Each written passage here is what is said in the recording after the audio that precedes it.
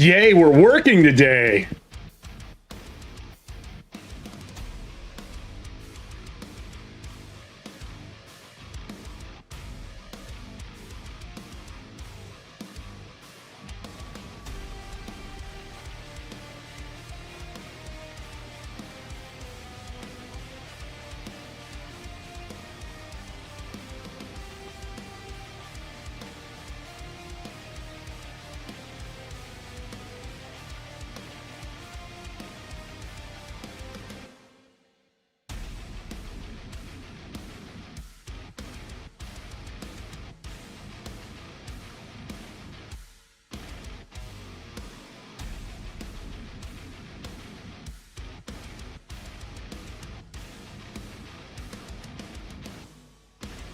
How's everybody doing? Doing well? We got everything running. Should be pretty good. I'm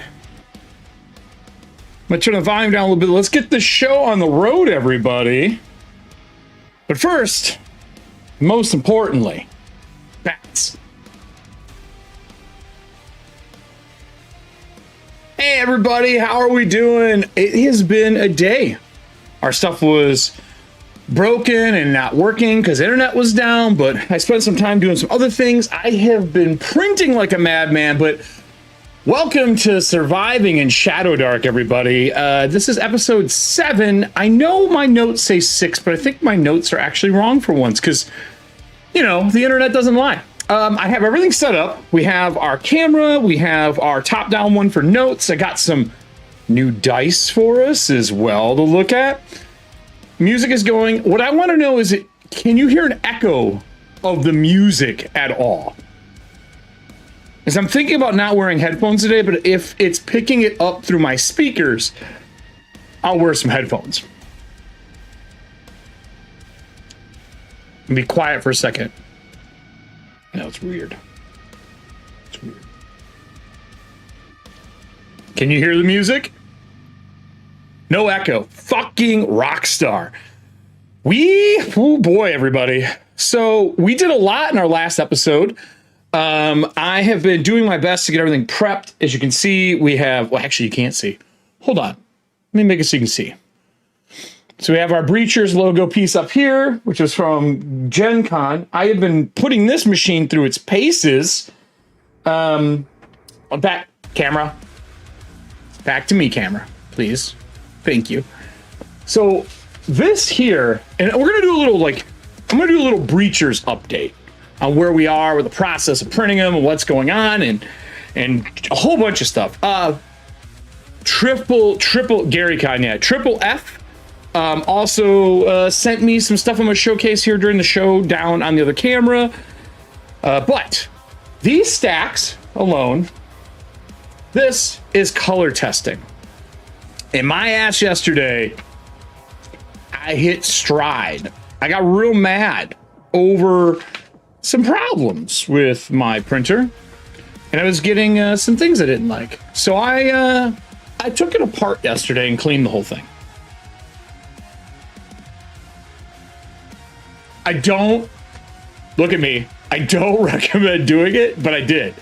But now I got pretty prints with nothing, no banding, no lines, no breaks. Super pretty. Even though CMYK is not what we're printing in, but this was the one I was worried about, and I nailed it. So, just wanted to share that a little bit. We have 3, 4, 5, 6, 7 printed. 7 printed, and then 4 of those are getting folded. And in here, if memory serves, I don't know if you guys have ever seen this, but this is my, let's see if I can get it to focus. My little gas mask tassel for my crimson shot knife. In here should be 2 things that I desperately need. 2 things. 1, more ink. Test printing and getting everything to work. I learned a lot of stuff. As I always do, I figure my time learning my printer is time well spent, so I can abuse it to do more work. But in here is big fucking binder clips, which I need to hold paper in place. And then another thing of Epson black ink, because I burned through so much. My tanks are low. So I just want to check that, make sure we got the right one. We did, it's a big bottle, perfect. So this will get used later today. I'll throw that in here for now. So I have a lot of test prints that I've done, and I think I'm gonna do some fun stuff with them. I think I'm gonna cut them up, build a stencil. I'm gonna spray them gold on the stencil with the Breachers logo, and they're just gonna be cut strips from like different pages, and I'm gonna make bookmarks out of them and put them in some of the legacy editions. So I have 0 and -3 here. These are done, completed, bound. They are that staple bound as well. I'm gonna do some spray printing tomorrow or maybe Sunday for clear coating covers. I've decided that all the legacy editions are, how fucking crazy can I mark up, make, change these prints? I decided I want to do it because I want to have fun. And I get bored doing repetition. Repetition is for other people, not for me. Repetition's for pretty much anyone else. Any machining group. You know, and I think -0 I'm going to use during, or 0, I'm going to use during the show. And then maybe I'll do some writing in it or something to send out as collection prints. So as someone who does a lot of collecting for like art and stuff like that, I love getting custom stuff written in and shit like that. I've always enjoyed it. So this turned out really well. Super clean. The inside also very clean. I even got my yellows where I want them. The cut's really good. The black is perfect. The purples are perfect. Everything's good. The trim turned out the way I wanted. Like, I'm pretty happy with this. Pretty happy. So this is 0. So I'm gonna use this during the show today in case I want to add anything. And then I got one other thing to show y'all. So during the live show yesterday, I was talking about Fat Games. I think I'm pronouncing that right. Hold on here. It's my buddy's printing group. And while I was literally in the show, he dropped off a bunch of prints for me. So hold on here. Let's I want to showcase these really quick. I think this is from EFP Live Notes. Where's it at here? EFP Live. And if the music's too loud for you guys, let me know. I'll fix it. So let's go over here real quick. I want to see. Let's get rid of the PDF. So this is the gentleman who did this. For those who don't know, Gutenberg would be proud. Those who don't know, here's the link for him. He sent me a couple cool things. So we'll see how I can do this with the gloss. This looks like, are these individually labeled? So they're not open yet. I haven't opened them yet. I know he has box versions too for, I think, bigger sets. But for the stuff that gets hung on the shelf in the stores, he did, I believe, the recycled plastic bags. This gentleman works in engineering, so a lot of his stuff is like super clean and precise and just good in general. So this is a shielded, I think this is a, oh man, this resin's got a different smell to it. I think this is a beaver character? Is this a beaver character? No way. Let's see here. Is it beavers? No, it's not beaver. Is it kobold? Let's see what it is. I want to find it. He also gave me some game aids too, which I'm really excited about.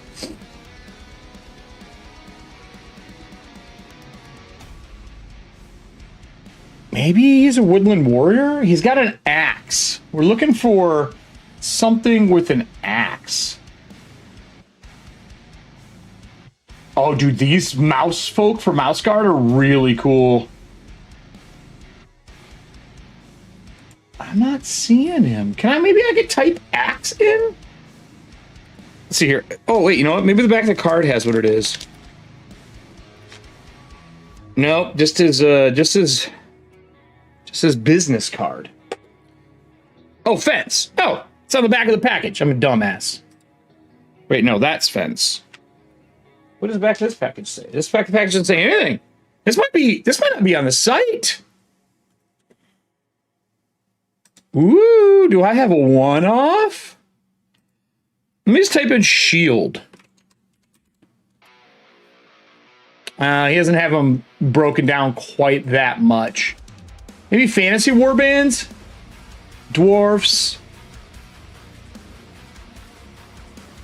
Squigums? It's gotta be a kobold. It looks like a kobold to me.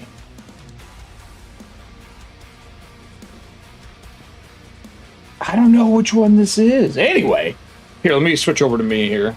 Let me slide my pedal up. He would be, Nick. You're right. He would be a fucking engineer. 100%. Let me switch back. So, yeah, let me get you a little detail on him. Actually, you know what?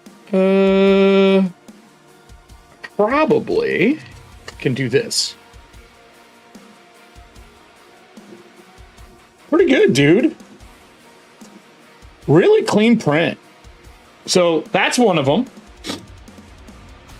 Maybe we'll add him into the game today. I was hoping I could find him so I could screenshot it, right? So what else did he give me? This one is another... This looks like a dwarf. Looking down while I'm doing this. How's everybody else doing? I heard, Nick, I saw you were walking your dog. Everybody else doing pretty well today? Tomorrow's birthday day. I think I'm doing, actually I'm not even thinking. I am going to do a birthday stream.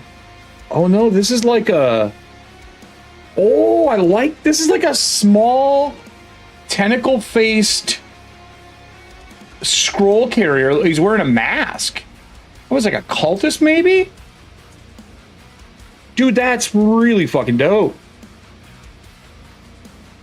I'm gonna use this on Sunday or Saturday for the other game I got. That's awesome.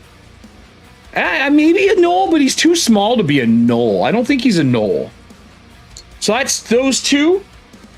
Super cool looking. We got two more things. So this is fences. So let's go back over and see if we can find the fences stuff. I think it's under the game aids. Oh, maybe not. Scenic bases, terrain. I bet you it's under terrain. Are those pumpkins? Oh my god, pumpkin patch. I must have these. That's cheap. Well, here, serving hand, since I know you're the pumpkin queen. Here you go, lady. The pumpkin queen must have her pumpkin patch. Right? Isn't that how it goes? Pumpkins! You got it. You got it, dude. I don't like this lower thirds being here. Is that I have this automated now. Huh. Let me see something really quick here, boys and girls. I want one of my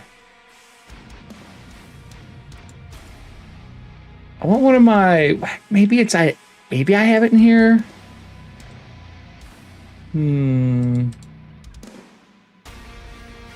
I have a button to clip stuff, but for some reason it's missing.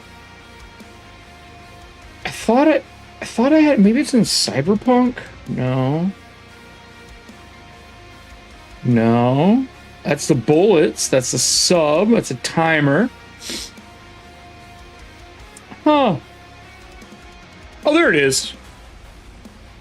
There she is. Cut my life into pieces. Anyway, let me delete this. XL. Would you say? Dude, it was 50 earlier today. Now it's in the 80s. It's not like that here, man. What is it right now? I gotta fix my button over there. My temp, I think, is... Let's see here. Let's see what Carrot says. Hold on.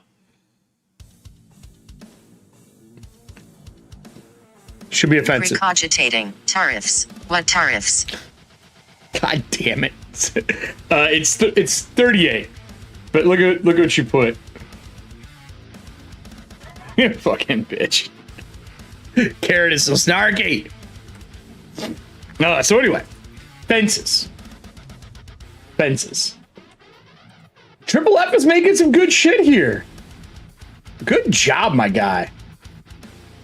So this is cluster altar, critters, industrial barrels, lava pool, giant mushrooms, and plant pitchers.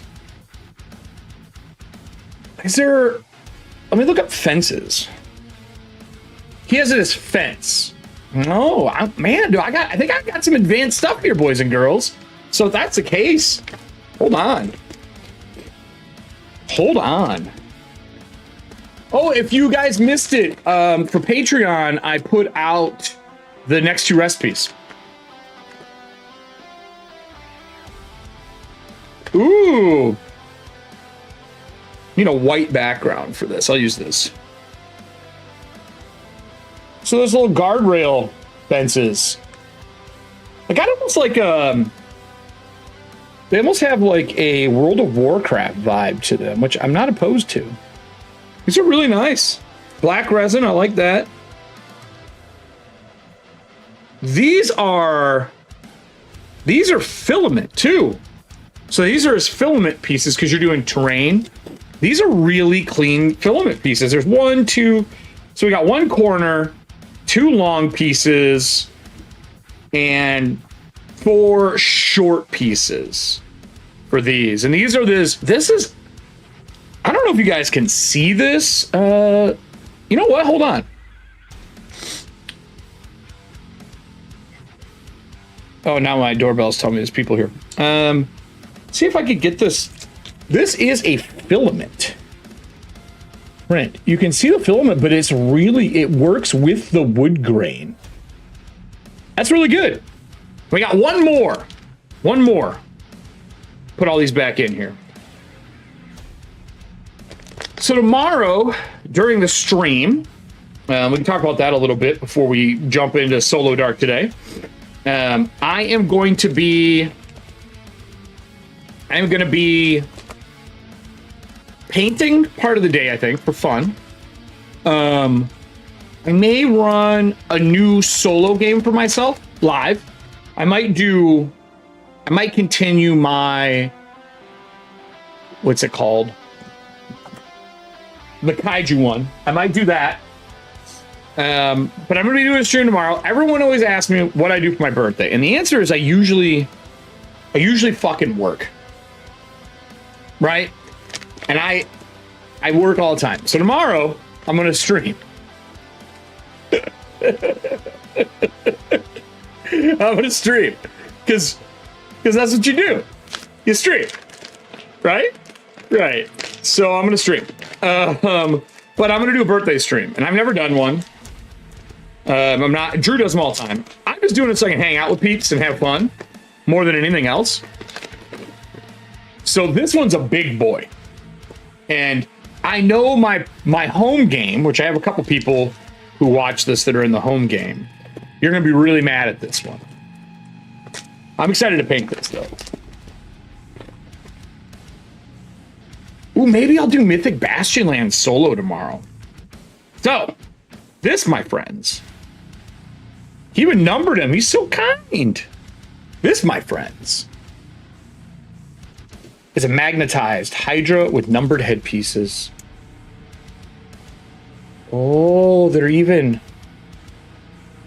Oh. Oh.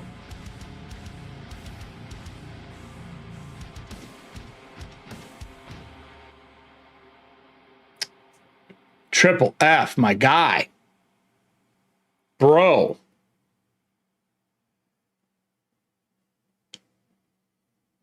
Okay, everybody. Are you ready? So he has one head glued on. It's magnetized, right? So here's one of the heads. Right? Right? It's one of the heads. Oh, wrong one. It's this one. Okay. And then, let's say you cut it off. Ready? He has the cut pieces too.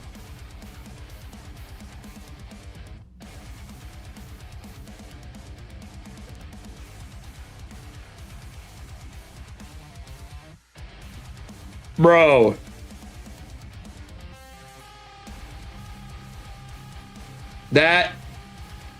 That's some next level genius. I'm not gonna lie. It comes with nubs.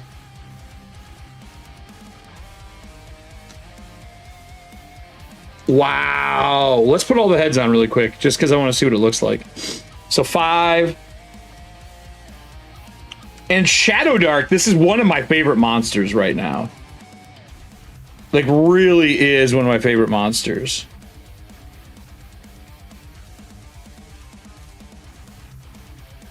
What is this one? This looks like it's there. This looks like 2. This looks like the top. Oh, that must be 1. Where's that? Where's 1? Where's the onesies? Is this onesies? Twosies? Twosies, where are you? Twosies. Oh, he has different he has different. God damn it, dude! Look at, he has one that has the mouth torn open on this side. See that? Look at that. Oh, it's gonna be all night serving hands. I'm doing a night stream, not a day stream. I got too much work to do during the day.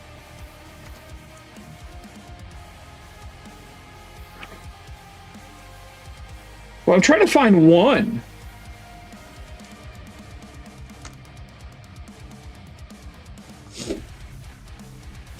I'm trying to find one here, everybody.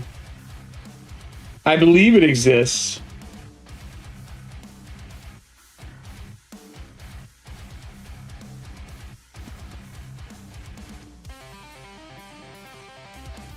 Oh, that's one. Okay. I just had it in the wrong spot.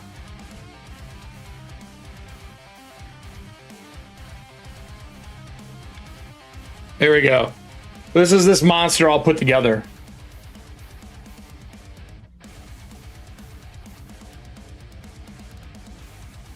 I mean, this is awesome. Yeah, dude. Super.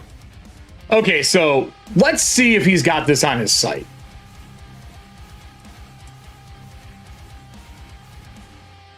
Oh, he does. Guys.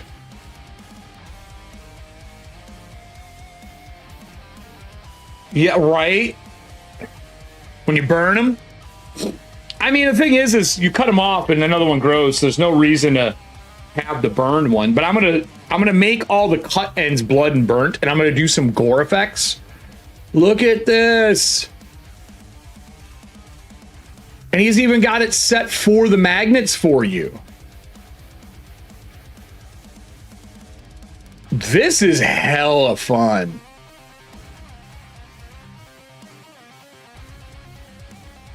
Well, I'm going to put this in chat. Tell him I sent you for your next Hydra. Dude.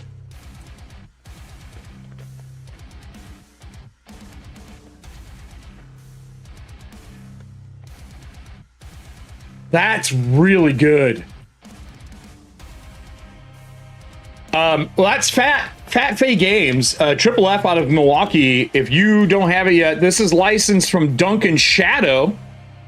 This is amazing. It comes all apart so you can make your own version as well. Dude, and Hydras are one of my favorite monsters, and they're probably my top 3 in honestly, in probably all of Shadowdark right now.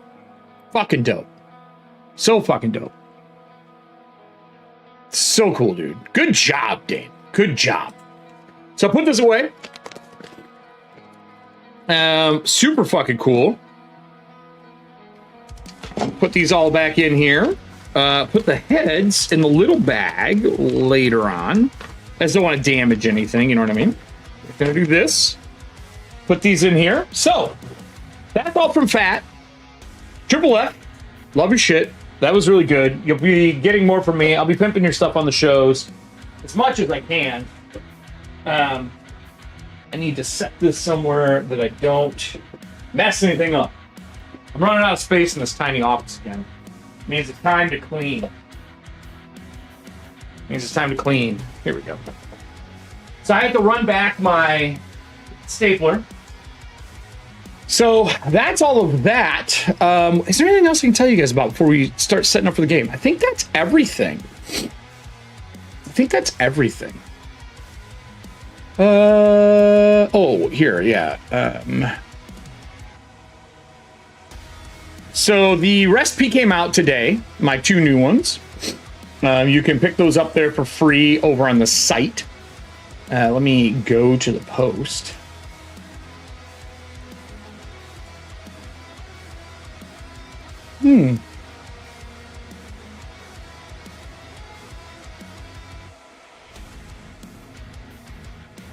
There we go. Let me go to the post.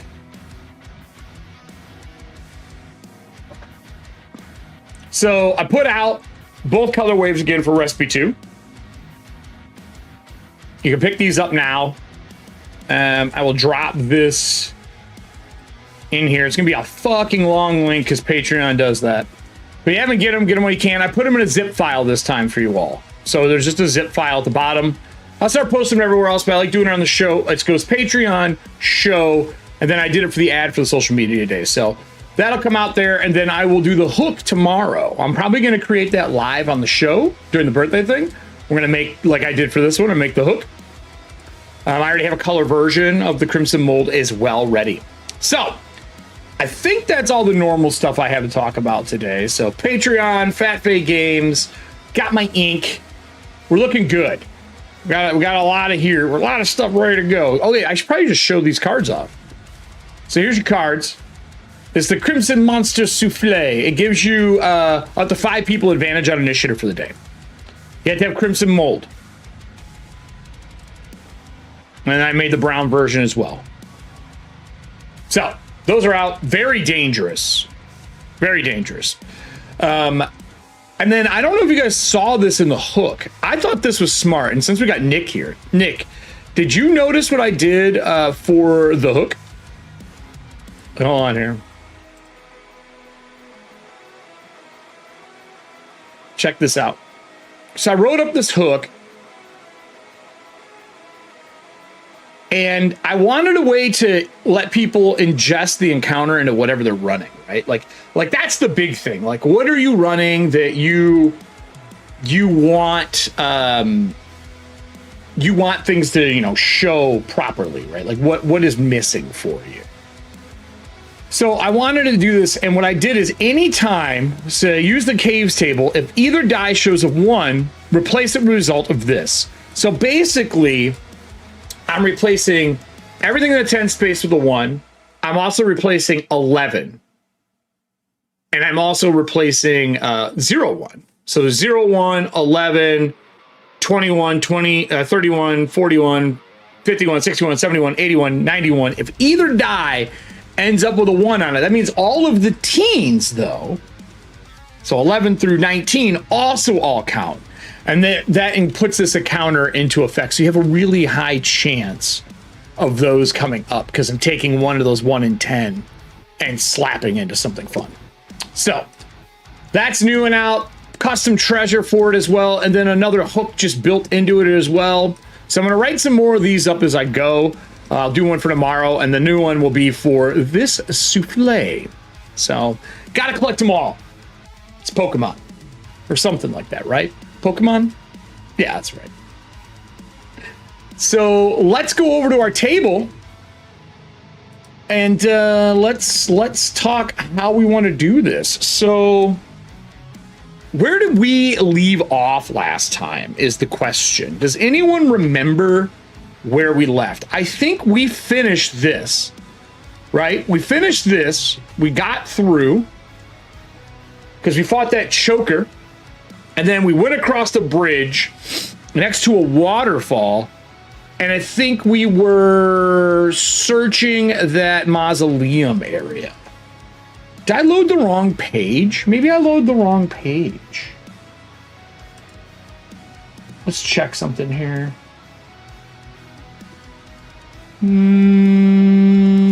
That's old. That's not it. Grief's Sinkhole. Inside. I think this is our home game. Let's just get it lined up before I record. Yeah, that's the home game, right? And then, which this is the new adventure that's coming out. It's made for a 0 level funnel. You become level 1 part of the way through, and then you come back in as level 2 or 3 the next year. So it's not this one. It's gotta be this. Yeah, it's Grief Sinkhole. We made it through here, though, did we not? We made it through this area. This map, we're done. Correct? Because didn't we go... Because we went from the Pirate Slayer and we're going to here. Oh, we're crossing this river right now. That's what it is. We're crossing the river. We're crossing the river. Okay, I remember now. I remember. So let's grab this. Let's make sure this is on the map layer. It is. So let's draw here. We need a brown... Well, we're blazing the trail. Let's check our rules here.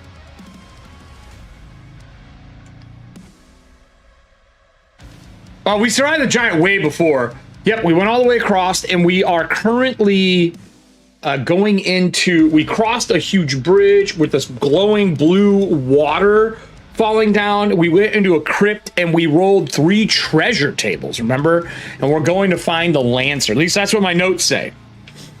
2 hexes crossing the bridge. We find an undisturbed tomb. We got a potion of healing, a mahogany chessboard with silver chess pieces, taxidermied Similodon, which we have no idea what the fuck we're going to do with that. Life-sized jointed python polished gold, a potion of polymorph. We got 8 XP. We are now traveling across the vertical landscape of the Crimson Wall. Time to find Zagmar, our Lancer. So that's my recap for everybody. And when I do a recording, we actually start recording here, I'll do a good recap. Yes, yeah, you rolled the fucking let's get rich, biatch roll. That's the roll you rolled. The let's get rich, bitch. Let me turn this on. God, we need extra light for this. I can put him back up now, though. Got another ring on the way. Another ring on the way. All right. Oh, I do have another surprise for you. Fuck, I lied. I have a bunch of surprises today. I have one more. I have another surprise after this for you guys to see. So, well, you'll see it here in just a minute. So let me binder clip this down. I need to write our numbers across the bottom.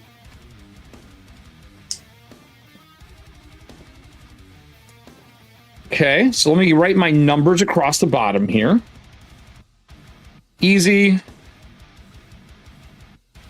What is it? 9, 12. Is it 9, 12, 15, 18? Yeah, 9. Easy. Medium. Hard. Extreme. Oh, for you guys so you can see what I'm doing here. Hold on. I apologize. How fucking rude of me. There you go. How rude. Set us up for this game. And then it goes, so yeah, 9, 12, 15, 18. 9, 12, 15, 18. All right. I don't have a name for this one yet. I have no notes on here. Just blankage. Just blank. No notes yet, okay? Over here, let's copy one of our things here just so we have it. Level AC attack damage. So, level AC attack damage magic if there is any, and then we have our stat line here. And I think I went straight across, back and forth, or straight down. So strength, dex, con, intelligence, wisdom, charisma. I think when I do my character sheet, I'm going to do the stat block that way. So you can put physical here and mental here. You know what I mean? What would I be if I'm not working on secrets? You're right. What would I be? What would I be if I didn't work and have secrets? Be in the wrong game. Right? So we have that. We have our little level piece. We have this here.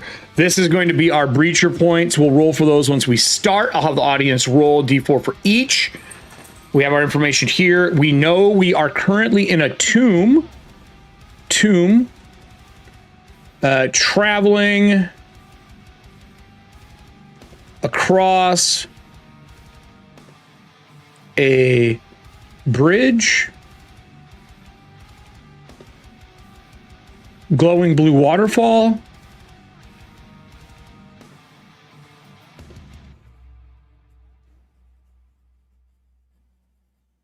Which provides a little light for us. I'll say this provides light. But not great light, just to the bridge. I'll say to the bridge.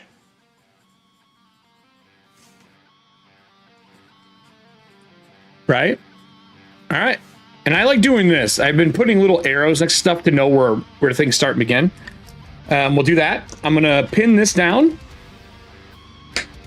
so we can see a little better here. Okay. You're going to have a little shadow here, but we're going to have to deal with it. And then the last thing I want to do is I want to get the black line that I always use down the side here. Again, this is a Midori collapsible ruler for anyone who's interested. One of my favorites. Got a Deco color paint marker. Big fan of these. I'm having fun doing this analog. You know what I don't like, though? What the fuck, guys? Can't cap it? Get the fuck out of here. Ooh, I bumped the camera with my hat. Sorry, guys. Hard to do this when you're left-handed.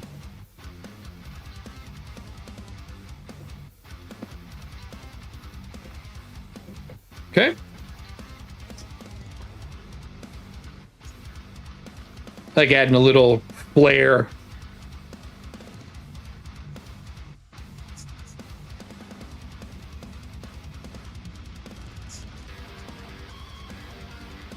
I saw that Professor Dungeon Master shares his GM notes for his home games on his Patreon. I thought about doing that. I just don't know how much people would care.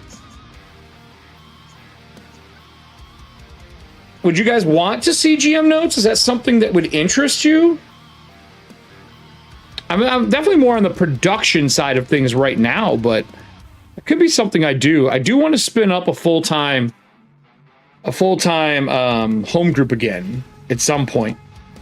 But that'll be my testing group, because that's how it's been my entire life. Just so many of my friends have moved away. But I know like Amir and Kelly are close and shit like that, so. But, so there's our notes. The Runehammer Flourish? Oh, I don't know. Is that what it looks like? I'm just thinking broken wall, like really down here. If I was getting spicy, I would do this. Right? And then I would do the cobblestone. And I do the portcullis.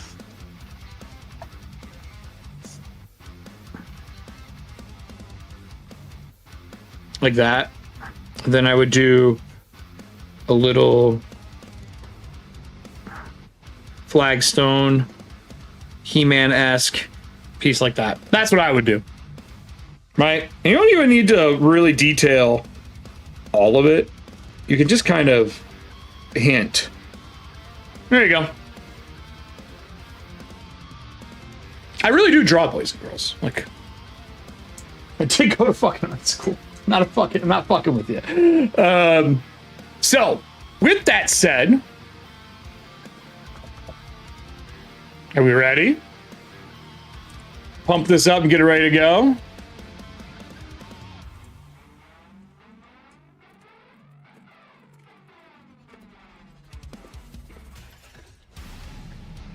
So we got two other things. I do need to pull something up here in the background.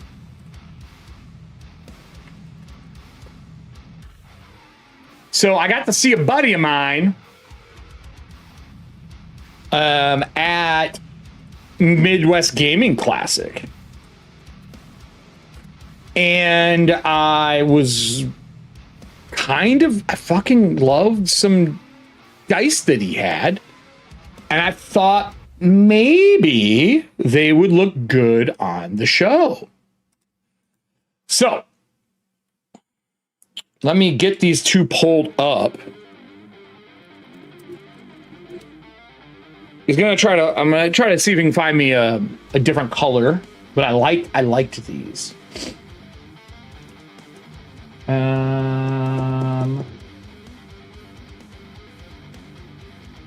trying to find, what are they called?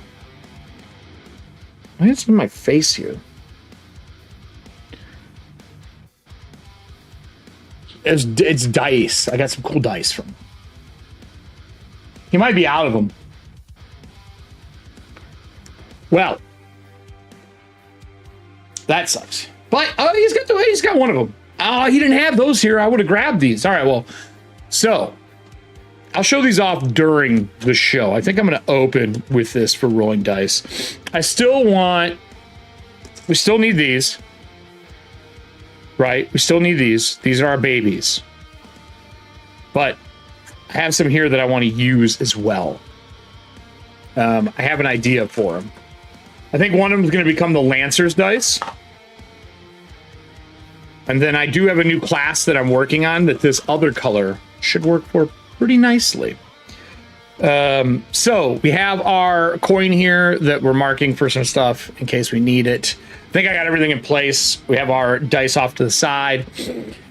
So we ready to record? Has everyone got their Streamloot cards ready? I'm going to pull up our activity feed for BDSM. Oh, I'm sorry. Breachers in Shadowdark. BSD. Someone told me the other day, he's like, is that BDSM? I was like, no, it's Breacher's Shadowdark. Oh, it's like, yeah, dude, read the whole thing, not just the parts you like. It's only pending cards. All right, so our cards are up. If you want to grab any, you can grab them here. We are trying to hit the 100 packs, so I can get one more set here because I have something else I want to make in here. So once we get to 100 packs, I think it's 30 days in total to do. I think we have 15 days left. We have 55 of 100 packs done. We got to do 100 in less than 30 days. So here, I'll show you where we're at. 15 days left to nail this. We're close. We're close. We're very close. But I want one more set because my collections are full. They're full. Oh, we need a map, don't we? You know, I'll pick a map once we are into it. And I'll pause the recording to get a map if we need one. I've been using Dyson maps for everything, which I am highly enjoying. Let me pull up my maps here. I think I just have... I mean, I don't have to use Dysons. I can use anything. But the area we're in is a bridge. But we're traveling. Oh, that's right. We're traveling to our next... to find our friend. Because as soon as we're done with this... here, with Zagmar, I'm going to be doing one of Nick's adventures. So we might get to that tonight. Who knows? Who knows? So I do need this as well. I forgot about it. I need camera mass unearthed. And we were going into the center room to fight, but it'll be 3 of us. So this is what we're doing. And then we are moving into the next thing, which is us getting out, which Nick... I think Nick, or Cree in chat, sent me, even though him and I have been talking a shit ton. I'm scrolling up, Nick, here. Hold on. We need to re-download it so I have it.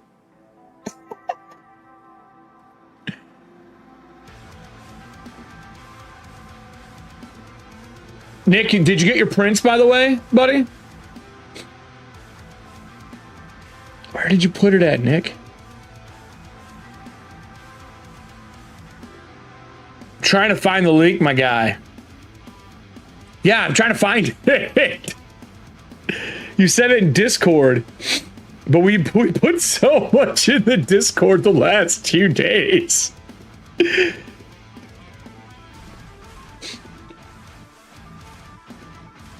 Here it is. I got it. I got it.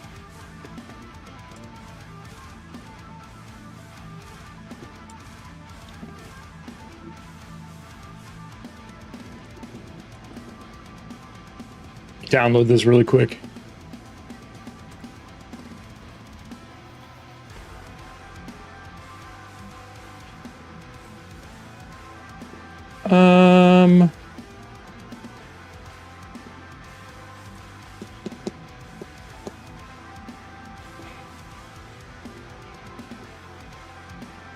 Well, I see that you sent it. Let's see if it works this time. There we go.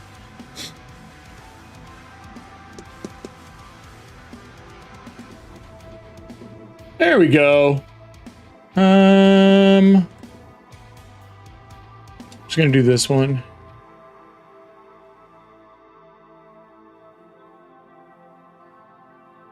Yeah, that's fine.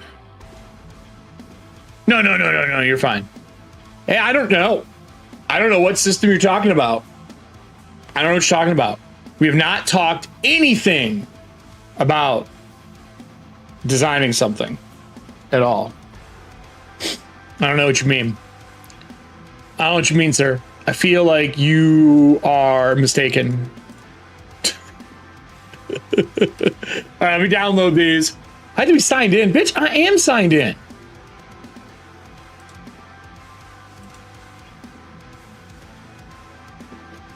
Why is it saying I'm not signed in? You just made me pay. Ugh, fucking my guy. Why does Drive-Thru-RPG have two versions of itself? Does anyone else notice that besides me? Like, it literally has two versions of itself for no fucking reason other than to have two versions of itself. Yeah, kaiju shit. Yeah. We're talking about Warpaint. Yep. That was it. Yep. 100%. 100%. Like, I'm definitely logged in because it's telling me all of my alerts and shit. Come on, guys. I just want to do this.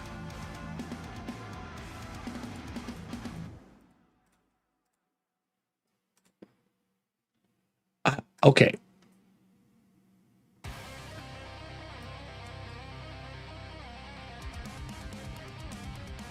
What the fuck is going on?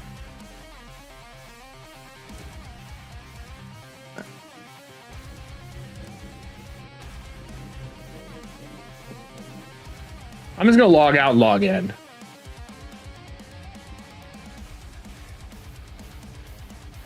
Dumbest fucking thing ever. I hate this fucking site.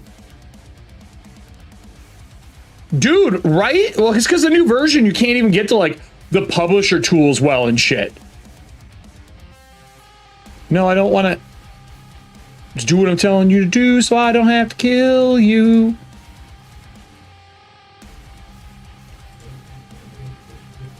Download selected items. I have to log in again? I'm gonna go to the other Drive-Thru-RPG.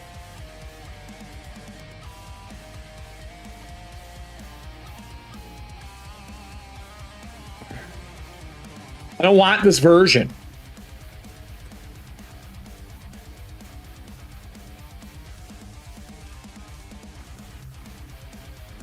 You have to basically hit publisher tools to go to the old version, to log in, to go find the stuff you want. I fucking, guys, Drive-Thru-RPG.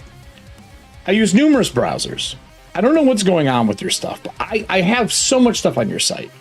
But the fact that you make me go between your two websites back and forth every time I log in as a consumer or a publisher, your publisher tools don't work in the new site. I can't log into the new site, but on my old site, everything functions. Can you please figure this out? Yes, I clipped that. Literally pissing me off. Literally pissing me off. Fucking the dumbest. Old one works just fine, everybody. It even has a nice box next to it that you can click to download the one that you want. Oh, look, it just works. Anyway, in case we need a map, right? I want to have this open. For now, I'm going to leave this highlighted. I am going to move our characters to set us up that we went through. I'm going to kind of do a recap of where we were and then go from there. We should be good though now. While this downloads.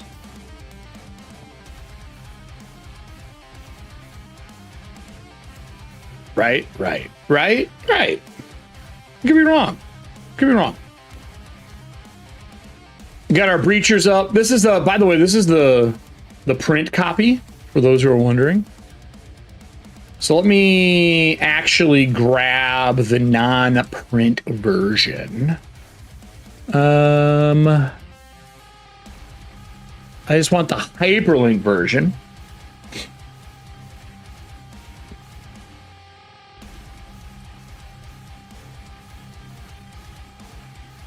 I've changed a lot since the hyperlink version, by the way. There's a new version that's going to come out, but for now, this is totally fine. I really should just download a new hyperlink version. As a matter of fact. Matter of fact, we're just going to do that. I'm going to download the latest one. Save. Download. PDF. Standard. Include. Oh, wait. Standard. Standard. All 52 pages. Do not flatten. I want the hyperlinks included.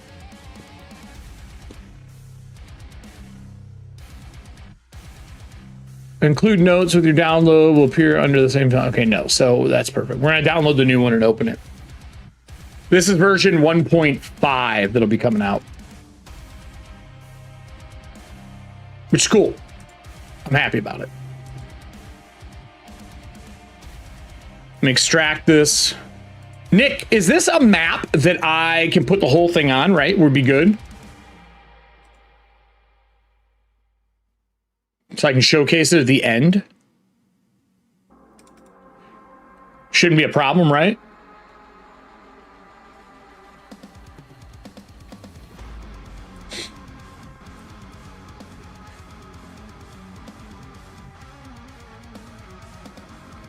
I'm hoping. I know, right? A little rage is always required. Required rage is what I would like to say. Should be the players' maps. So I should look at the... Well, I need to be able to look at the GM map, don't I? I'll put the player map up for now.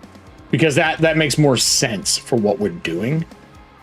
And I will put that to the left of this, I guess. Yeah. Yeah, that's the ticket.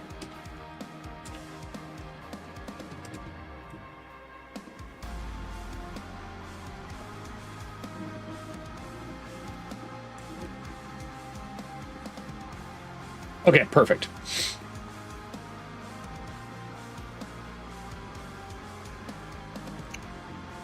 I'm gonna blow this up actually, I'm gonna put this below all this.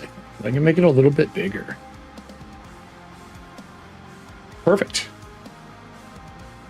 Yeah, I see that. Yeah. Yeah, that's fine. That's fine. Waiting for this to finish downloading. No, don't do that. Stop it. Stop it, bitch.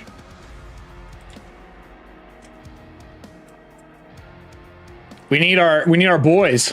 We need Pan and Wuu Klo. I knew I forgot something. Need Pan and Wuu Klo. Oh, fuck, I forgot to redo him. Son of a bitch. There are 2 levels, a temple on top and underneath. Okay. I see the underneath. I'm assuming this is the other temple.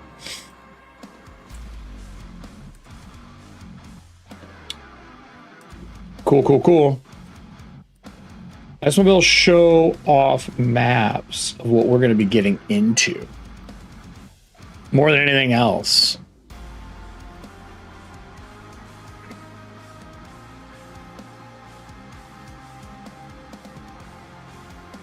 All right. I think that's everything. We should be good.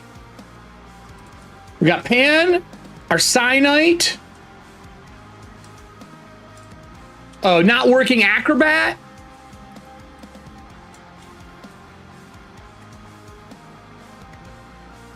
And then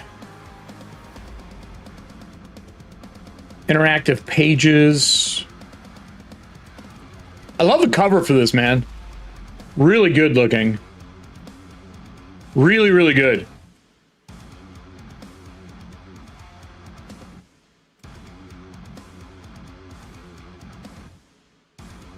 Cool. I think that's everything that I need up. I feel like I'm forgetting something, everybody.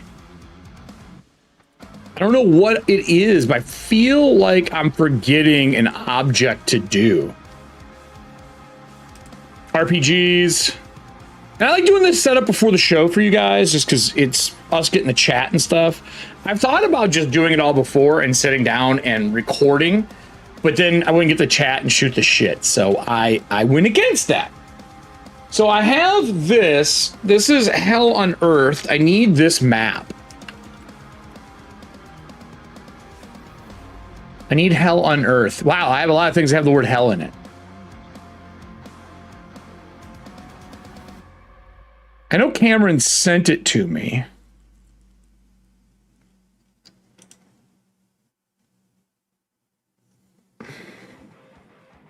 I love the cover. The cover's great, man. I like the texturing of like the old book. That's kind of what my ETHAUNTIA stuff's going to look like. Did I put it in here? Third party. Hell on Earth, baby. Found it. All right. Wuu Klo is ready.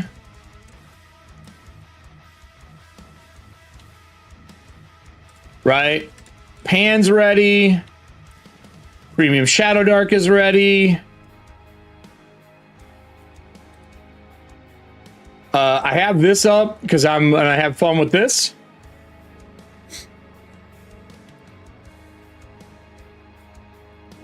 This is a class, by the way. Hammer. Oh, fuck. Is this in fucking spread? Come on, man. I hate when shit's in spread like that automatically. Anyway. All right. I now have everything. Let's get the show on the road. Let's restart the music so we don't run out during. We're going to do like an hour, like normal. I'm going to record it, like always. Right?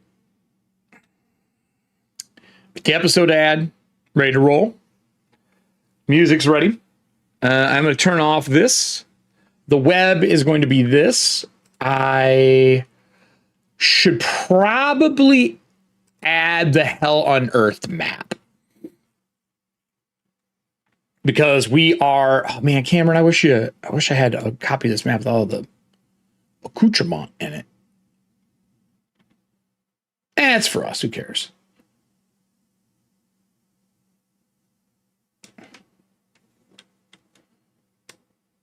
Who cares? Print screen. We'll just copy it.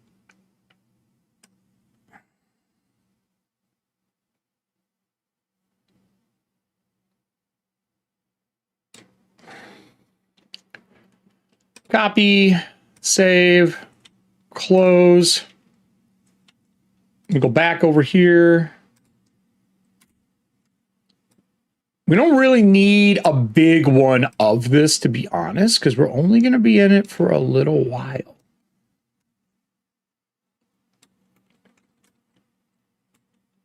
But I can put this over here for a group. I'm just going to unhighlight the whole thing. Because we've been in this whole thing. Right? There's no reason to do anything but that. Okay? No reason. Got it ready. Should be good. Good there. Good there. All right, everybody. Get your dice ready. Once I call for it, we're going to be rolling breacher points and initiative out of the gate. I'm going to roll initiative on the table to start, because I feel like it looks good when it's dice. I'll have you guys roll our breacher points once we start. You guys can be in on it. Get your Streamloot cards ready. We're going to do our damnedest to survive. I'm going to put the breacher... I'm going to put the Streamloot cards over here so that we can look through them as we're playing like we would a deck.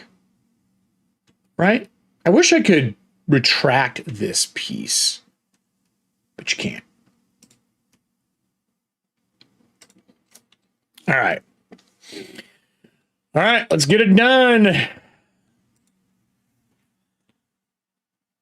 bad. Close this, close this, close this. Just making space. Let's go.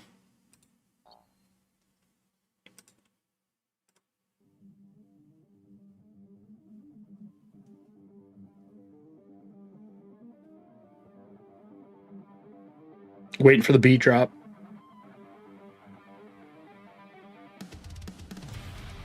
Hey everybody, welcome to Survive in Shadowdark, or Breachers in Shadowdark as this has become.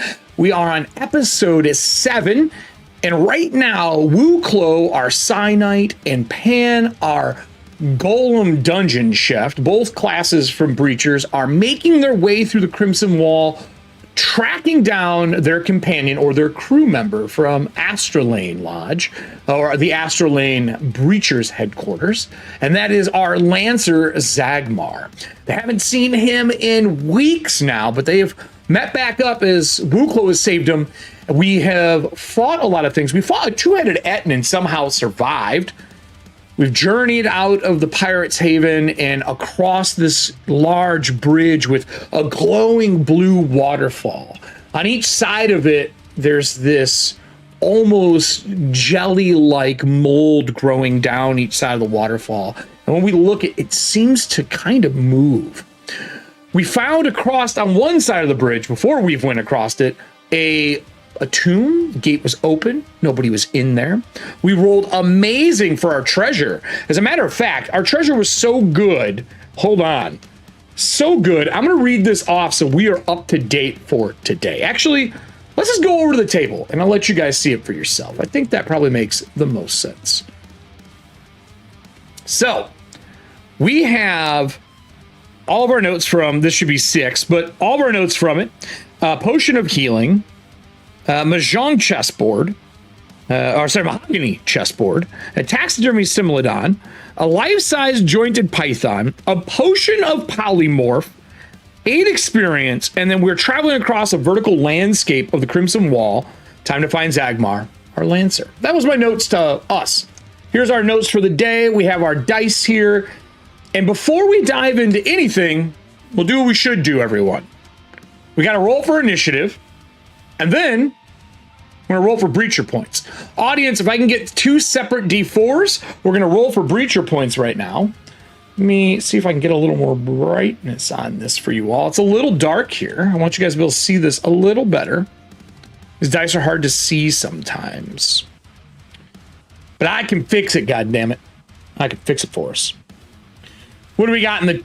We be rich. We are rich. We are rich. I'm shocked by the richness. I'm shocked by the richness. What do we got in chat here? So Wuu Klo is going to get 1 breacher point. And it looks like Pan is going to get 3. All right, so we'll mark these down. So Wuu Klo gets 1. Pan gets 3. So for those who don't know, breacher points are a little different. The way we do breacher points is we roll a d4 at the beginning of the game.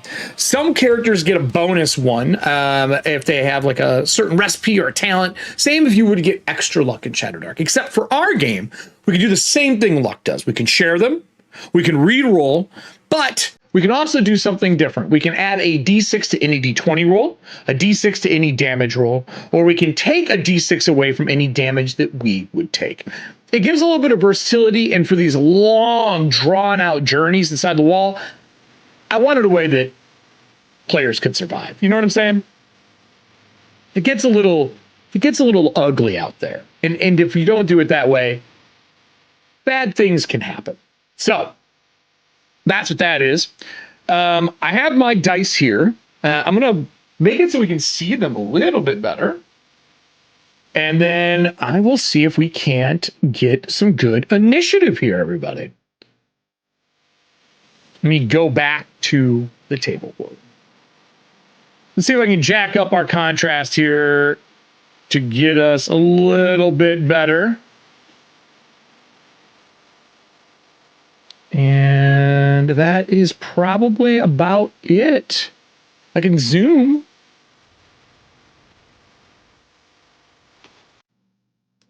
Paused it so that I I can pause here and continue. I don't know why we can't see the dice. We usually can see them. You know what? Was it because it was in here originally? We could normally see these, and now we can't. Like, we could see this die when I was rolling it. Am I wrong? I'm not wrong. It feels really blurry for some reason.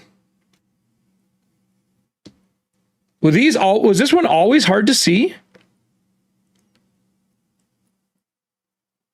Huh.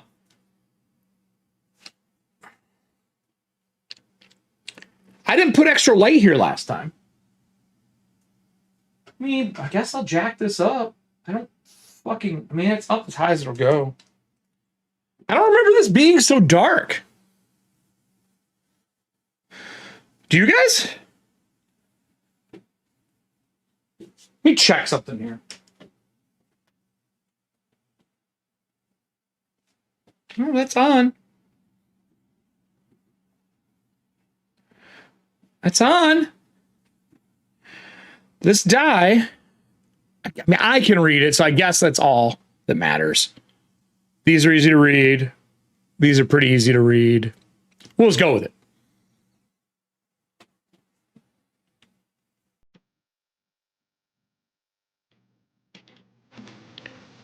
We should be ready to go.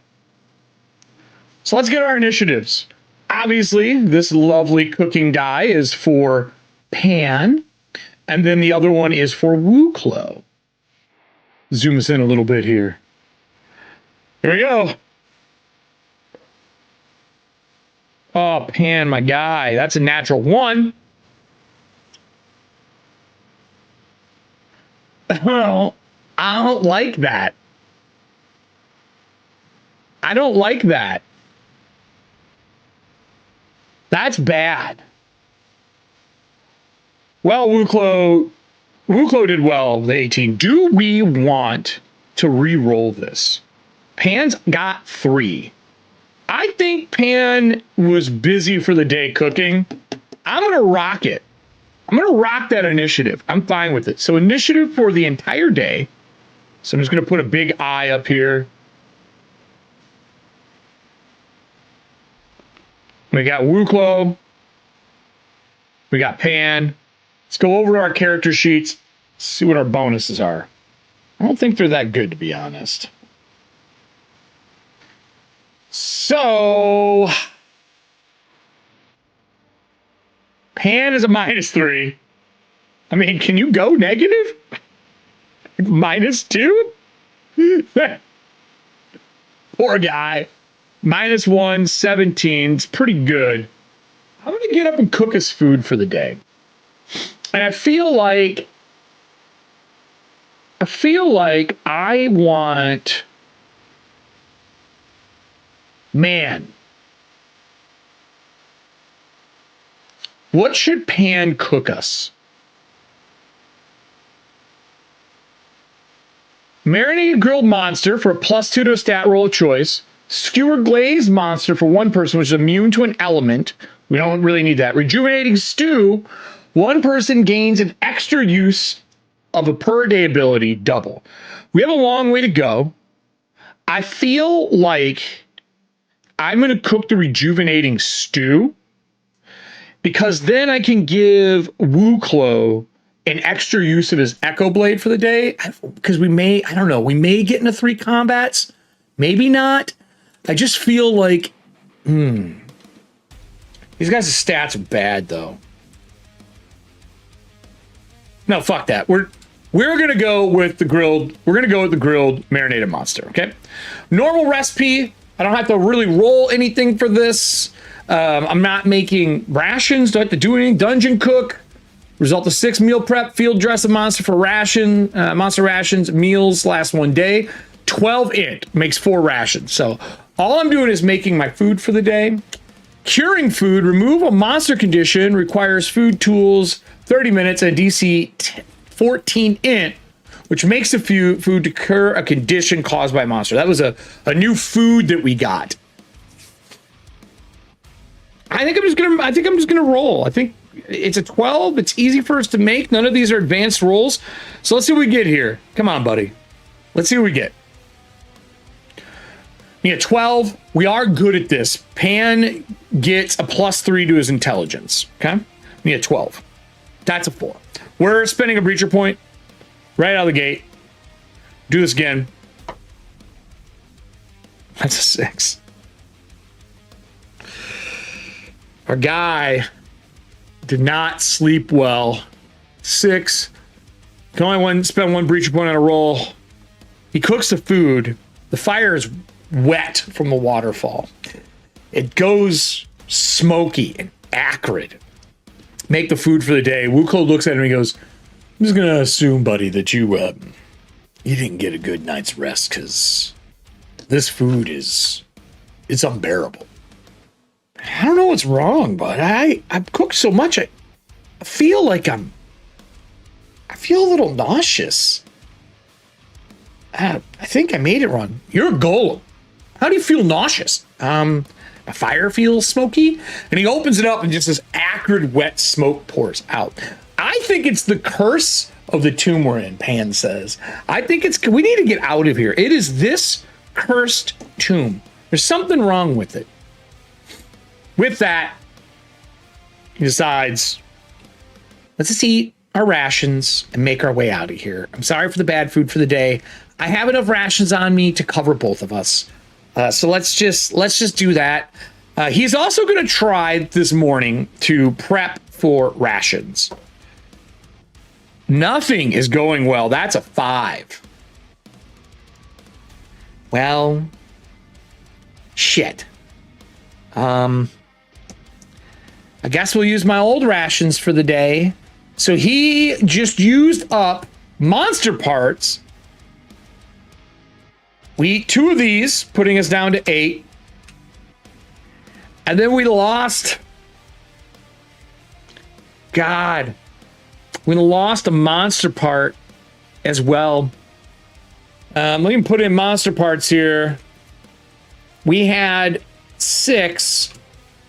We are now down to 4. I didn't dry any extra rations. He's like, I'm sorry. Let's just walk a little bit. Maybe my fire needs some fresh air. Maybe my fire needs some fresh air. That's got to be it. So he steps forward and they start to make their way out. Now, I want to do something we haven't done on this show yet. So let me take us over to the web pages. And I want to use a merchant card. We have never used the merchant card on our, well, we have, but not enough on our live show. So I'm going to call a merchant in with a card from our show. Let's see here. Merchant. I'm going to use Serving Hands merchant card. And this is that was from an old set that I brought over. So thank you, Serving Hands, for the merchant card. And we're going to call our merchant in. So as they're walking across this huge bridge, up on the waterfall, there is like a bunch of webbing, and inside of it is sitting like a crooked house. Like maybe it fell through the ceiling in this gigantic wall we were in. They gather up all their gear and they start looking around. They're like, we can't carry all of this. Wuu Klo's like, yeah, no doubt. I mean, this is way heavier than anything I could carry. He starts going through his pack. I got let's see, 7. So that's 2 slots, 7 slots. I can carry maybe like 4 other things. Pan's like, I can carry 1. What are we gonna do with all this? We can't leave it here. Well, we could hide it, come back for it. We know where it is. No, I'm not gonna hide it. Let's take the potions. What else do we want to take? I mean, the potions for sure we can handle bringing. Let's take the potions, and let's take here's the healing for you. Wuu Klo's like, no, you carry the healing. I ain't carrying that. You're the one who goes down all the time. I could heal you. If you have that potion, you can heal me. Oh, all right. I'll carry the potion then. So he's got a potion of healing. And then Wuu Klo says, I'll take the polymorph.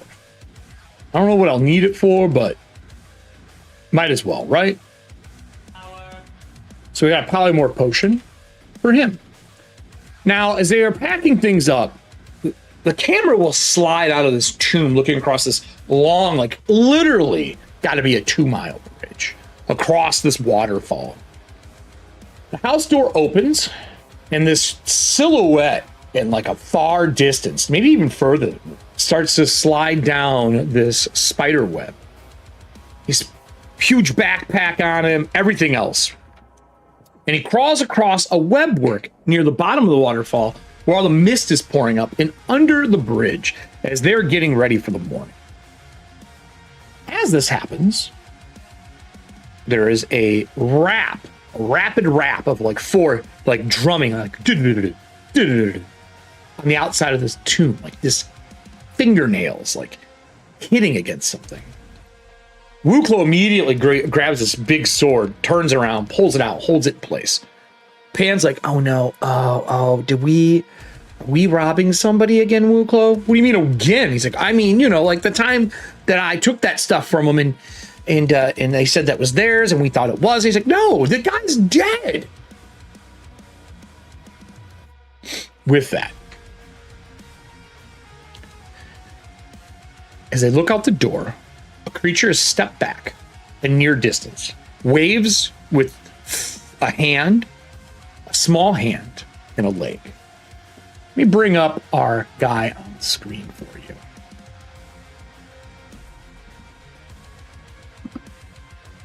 This spider merchant, yeah, this is a mini, by the way, shows up walking across the bridge. He's now standing near away from the door and is talking to Pan and Wuu Klo. Little lantern off the top. The way I envision this thing is like the bag lady from Labyrinth, but a spider. If you're interested in this miniature, I'm not sponsored, nothing like that from them, but this is from Lethal Shadows. Amazing mini. They do a bunch of great stuff. High detail, premium fig, resin. This walks across. I love this model. I thought it'd be a great addition to the game. And to top it off, because I'm going to be painting them this like iridescent greens and blues, I have a special dice for the merchant. Now, I feel like every merchant deserves their own die. Merchants are pivotal to games. They're fun. So I'm bringing him into play. I'm going to set him here. Wuu Klo, sword in hand, looks past out the door with his big cyclopean eye. Says, who are you? And are we in your space? Oh my God, no, you are nowhere near in my space. I live up over there. It's like 2 arms point up over in the home up there in the webs. I collect things from inside this wall and wanted to see if maybe I could trade. I've been trying to get inside that tomb for some time. But for some reason, every time I do, torches blaze. Would you be willing to sell me some of the goods from inside your wall? Perhaps. Wuu Klo looks to Pan like behind the door. And he's like, dude, I think we just got really lucky. So, with that, move the special die. He's going to have some items that he's willing to sell and trade. Since I've made these new recipe cards, I feel like I should have these recipe cards as part of the show. So, he's going to have a chance for recipe cards. I'm going to write this down on here. And this is what I do when I'm playing solo games a lot. I'm going to do a D20 table, right? D20 merchant. Okay.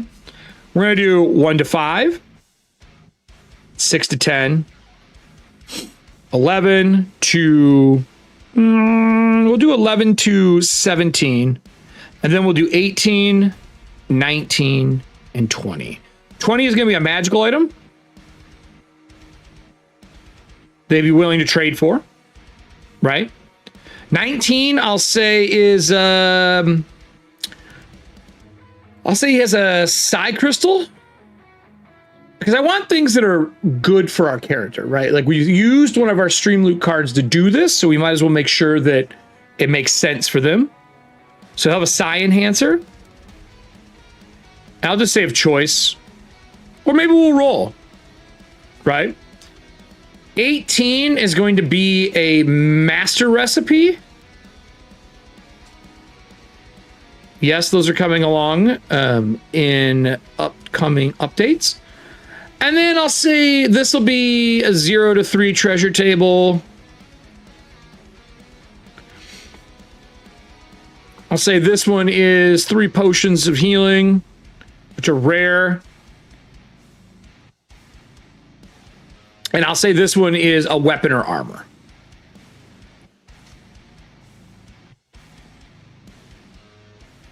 Right? The other thing that this merchant can do, he will trade in gems. So if we want, we can just sell our stuff and trade in gems. Well, what can I do for you? So they pull out everything they got. So let's move these aside. Put this in here. And let's pull and look and see what we got. And we'll just mark it off of this sheet. Well, what's your name? Oh, I don't really give my name out to people in the wall. I find that to be dangerous for my well-being, if you know what I mean. Oh, well, sure. Well, I'm Pan. This is Wuu Klo. Looks at me, he's like, this is Wuu Klo. I would be happy to trade with you with some of these items. We have a mahogany chessboard, and he sets it down like on the ground. There's a bridge, and all the water mist is kind of pouring over. There's a taxidermy Similodon in here, big fangs on him. I was going to pop the fangs to make skewers for food, but if you would rather have it, we can trade. Okay. There's also a life-sized, jointed, polished python made of gold. Oh. Well, all right. That's it. I think I see some potions on you. The point of view from the camera looking out, and it's like multiple eyes, is each eye is detecting different things. And one of them that he has on, he has a lens over it, and he can see magical items. I see you have 2 potions. I would trade for those. Or maybe, obviously, your weapons and armor for you as a breacher, so I'd hate to take those from you. Well, Wuu Klo, I think we should just trade. Let's get rid of these. We can't carry them. I don't need the tooth, but the python and all that, we can't carry that. Well, I could sell it to you and we could trade. Well, what do you have? So let's see what we're gonna get on our table. Switch back over here and see what we get. You know what? I'm gonna use him to hold this page down. Right here on the edge. All right. See, we get these are the if you haven't seen these before, these are very pretty. This is the Norse Foundry canine, like shattered glass ones that they do. And they are like infinite crack space. But I wanted something legible. And this is my solution, along with something else. So, see what we get. We have our table there. A 10. 3 potions of healing. How many rolls should we get?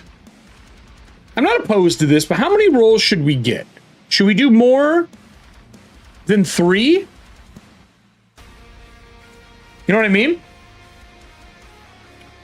3 is pretty good.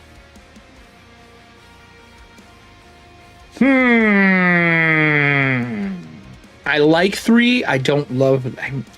Is there anything else that you have? Let's consult.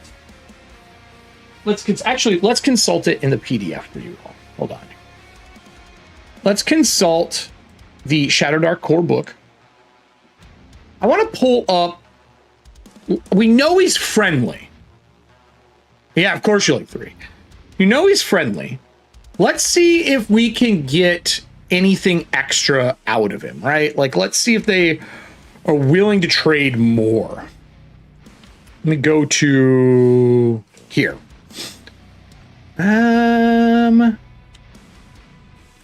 Back of the book, if I remember correctly, has all the extra stuff in here.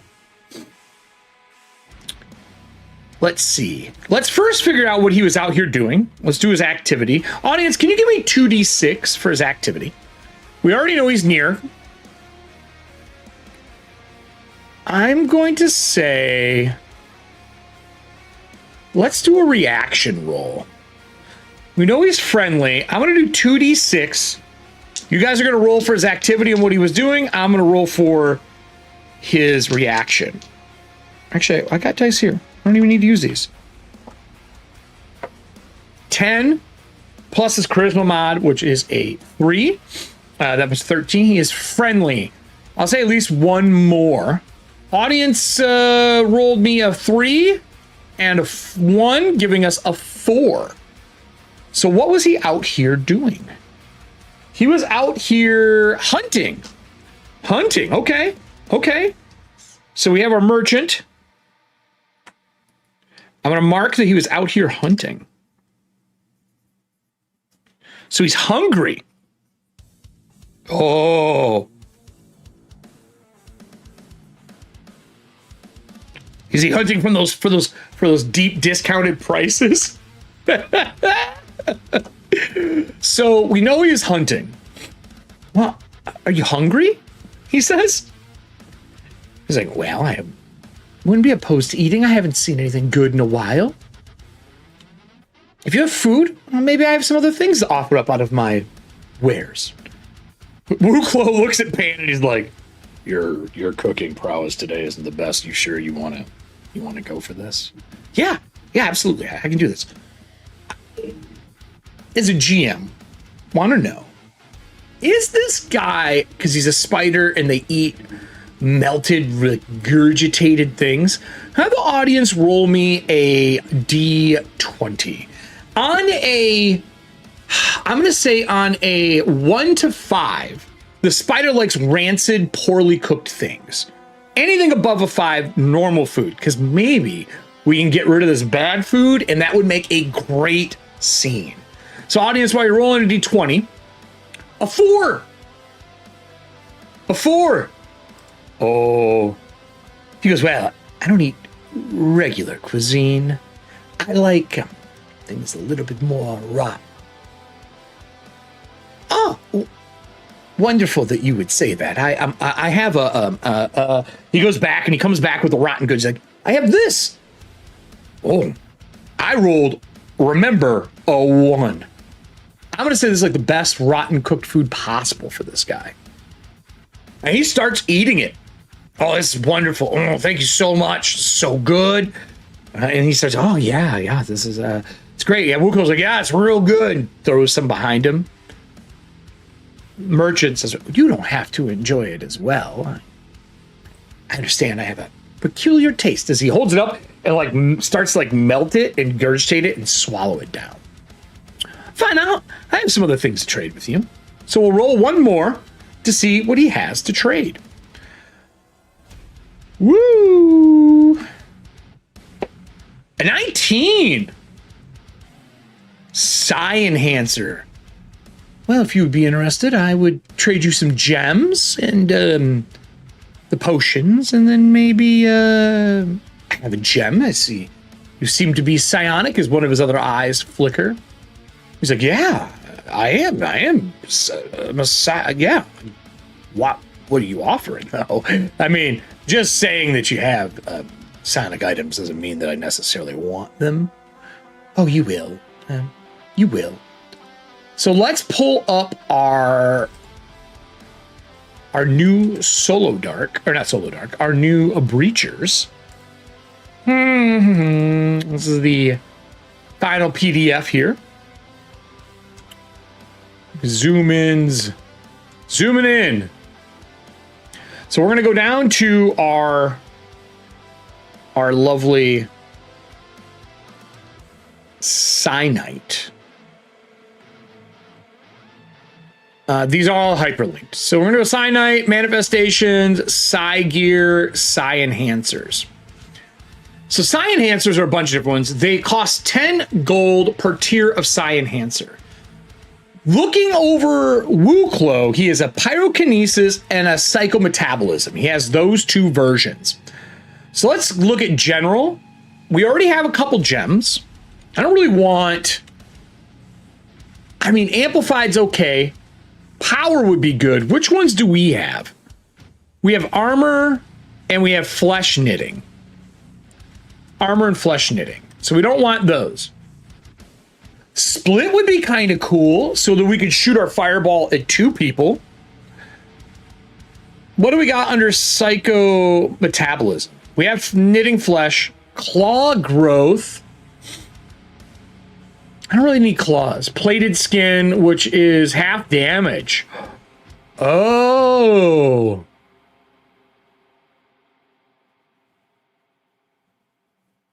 I like this. I like the plated skin. We'll just consult. Let's consult the Oracle. He said he has side gems. I think that a regular roll, 11 to 20 is he has a plated skin. He does not have plated skin. Okay, fuck. All right. Does he have the other one we want? Does he have split? Because those are the two we're interested in. Yes, he has split target. That's worth 10 gold. We'll take that. I don't have one that does that. So I'm going to write down split target. So this is a +1 tier split target. And that's 10 gold. So I'm just going to write down 10 gold here, right? Is there anything else that you have? Well, I have the healing potions. We'll take those. We're going to need them. We're shy on those. Anything else? I mean, really, all my other goods are general wares that you're probably not going to be interested in. Because he's like eating down this overcooked, like acidic, wet smoked meat. No more gems? Well, no, I don't have anything else. I'm going to make a charisma roll or pan. Well, I'm looking for ingredients or recipes if you have any. God, dude, Pan, my guy, what is with you? What is with you, Pan? Pan is really struggling. No, this is important to Pan. Pan's spending another breach point. I'm rerolling this. Come on, Pan. Come on, buddy. A natural 1. Oh my God, Pan. Pan has been the luckiest golem, the luckiest little golem boy. But now he can't get his way out of anything. I'm going to say the merchant says, I would love to sell you more ingredients and recipes, but they're all for things for me. I don't think you would enjoy cooking them. But thank you for the trades. Would you like the rest of this in carryable gems? Yeah, man, that'd be great. So they sell the 3 items. Can I keep the tooth, by the way? Can I keep the tooth? I have something I want to make out of it. Well, I mean, I don't know who I'm going to sell it to. 17 plus his bonuses. Let's look at Pan. Pan, I think's got a decent one. 2. Fine, you can keep the tooth. Would you like both for the good food? I would love both the tusks. So we're going to keep the 2 times Simulidon teeth. All right. Merchant says, well, I wander these walls. If you ever see me again, you let me know. I'd be happy to trade with you. And the group watches him depart. He climbs over the side of the bridge and heads down the wall. And you see him run across the webbed bridge, bringing our 2 heroes to a decision. It's time to travel. So traveling on the wall is a little different. Let's take us over to the web page and take a look at our rules for travel. Okay? Pretty simple, nothing crazy, but we should take a look. So I have our map here for when we go find the Lancer. We came, for clarity, we came up through here, this area here, right? We came around, we came up through here, we searched down here. This is where we fought a choker. Well, they're not called chokers, they're called something else. We moved up through here. There we go. Moved up through here, around, and exited. And that took us out of Pirate's Lair. And this is our token for us. We're currently traveling to this bridge. This is a pretty rough area, but it is at least a pathway. It's almost, I would say, a paved road. I don't think this is going to slow our progression. So I'm just going to mark it as a normal black line. We'll upgrade the thickness on this really quick.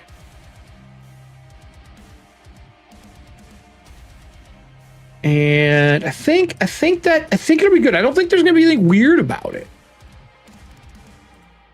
I think that's fair, right? Just simply a straight black line. So we'll do that going from here to here for travel. And that'll take us across the bridge. That's one whole hex, and we're going to have to camp for the day. We do have some rolls we have to make. I think that Pan is decently wise. No, he's not. Wuu Klo? No. Fuck. But we are in vertical, so we are climbing up stuff. We are in a vertical area. So the way that works for those who are new to the Veins of the Earth travel method, horizontal, vertical, horizontal, vertical. That means every hex we're climbing and doing stuff, which means every hex is 2 days. I'm going to go to our Streamloot's card, and I think I want to use secret.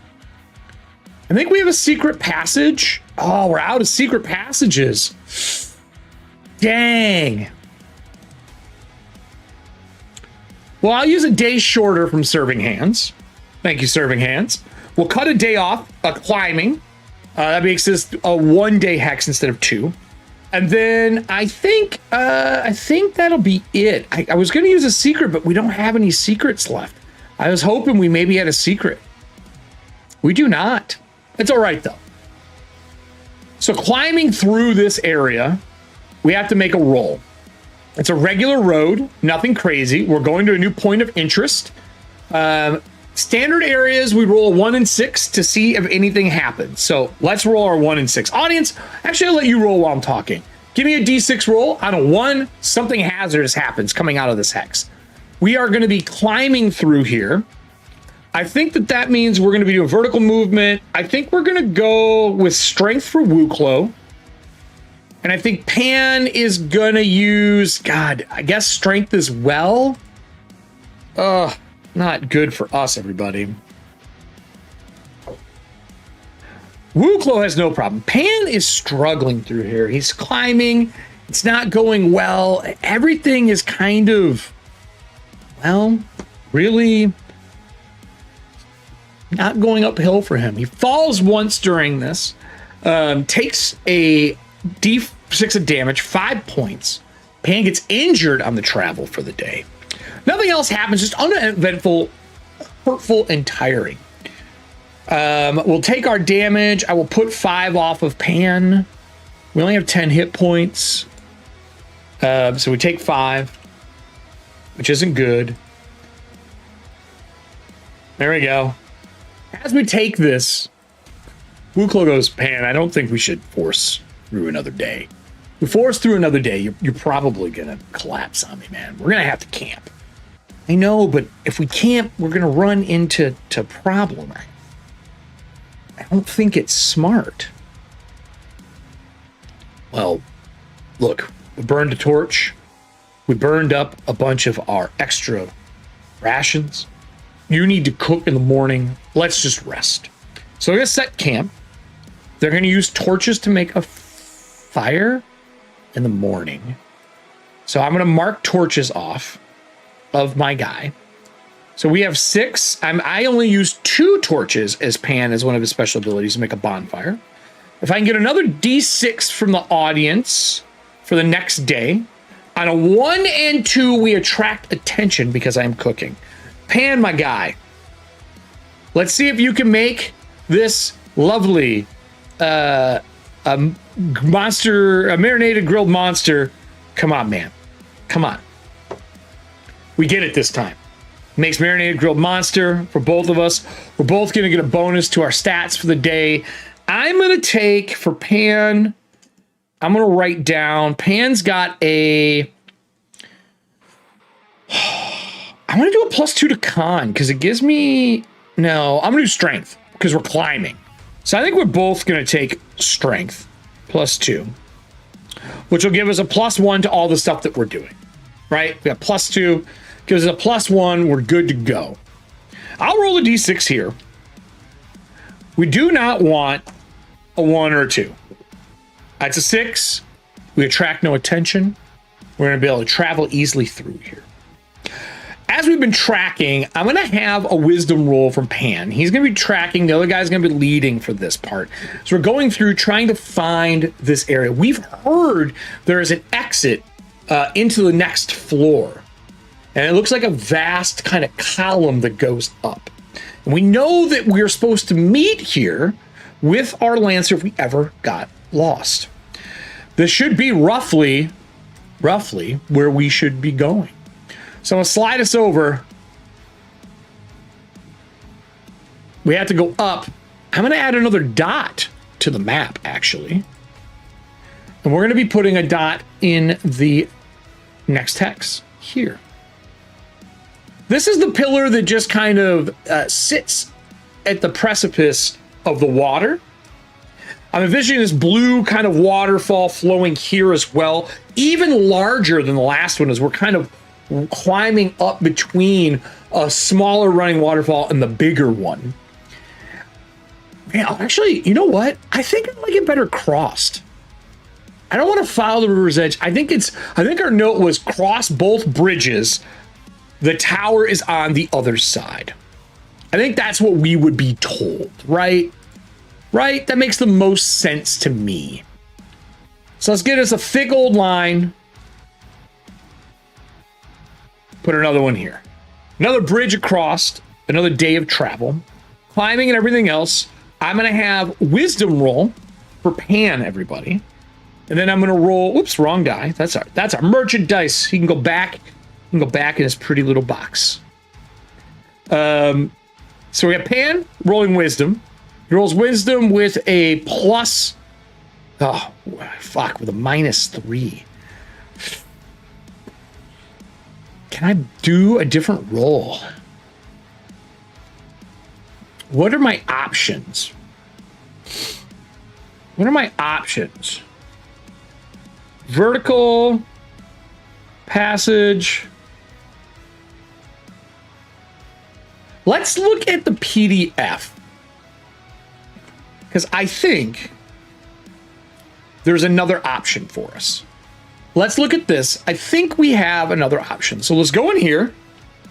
And I'm going to take us down to the actual travel section of this book. Right? I'm going to scroll up. So Wayfinder is a wisdom DC. Mapper is an IDC. Climbing is an SDC. Scouting is a DDC. I think I'm mapping.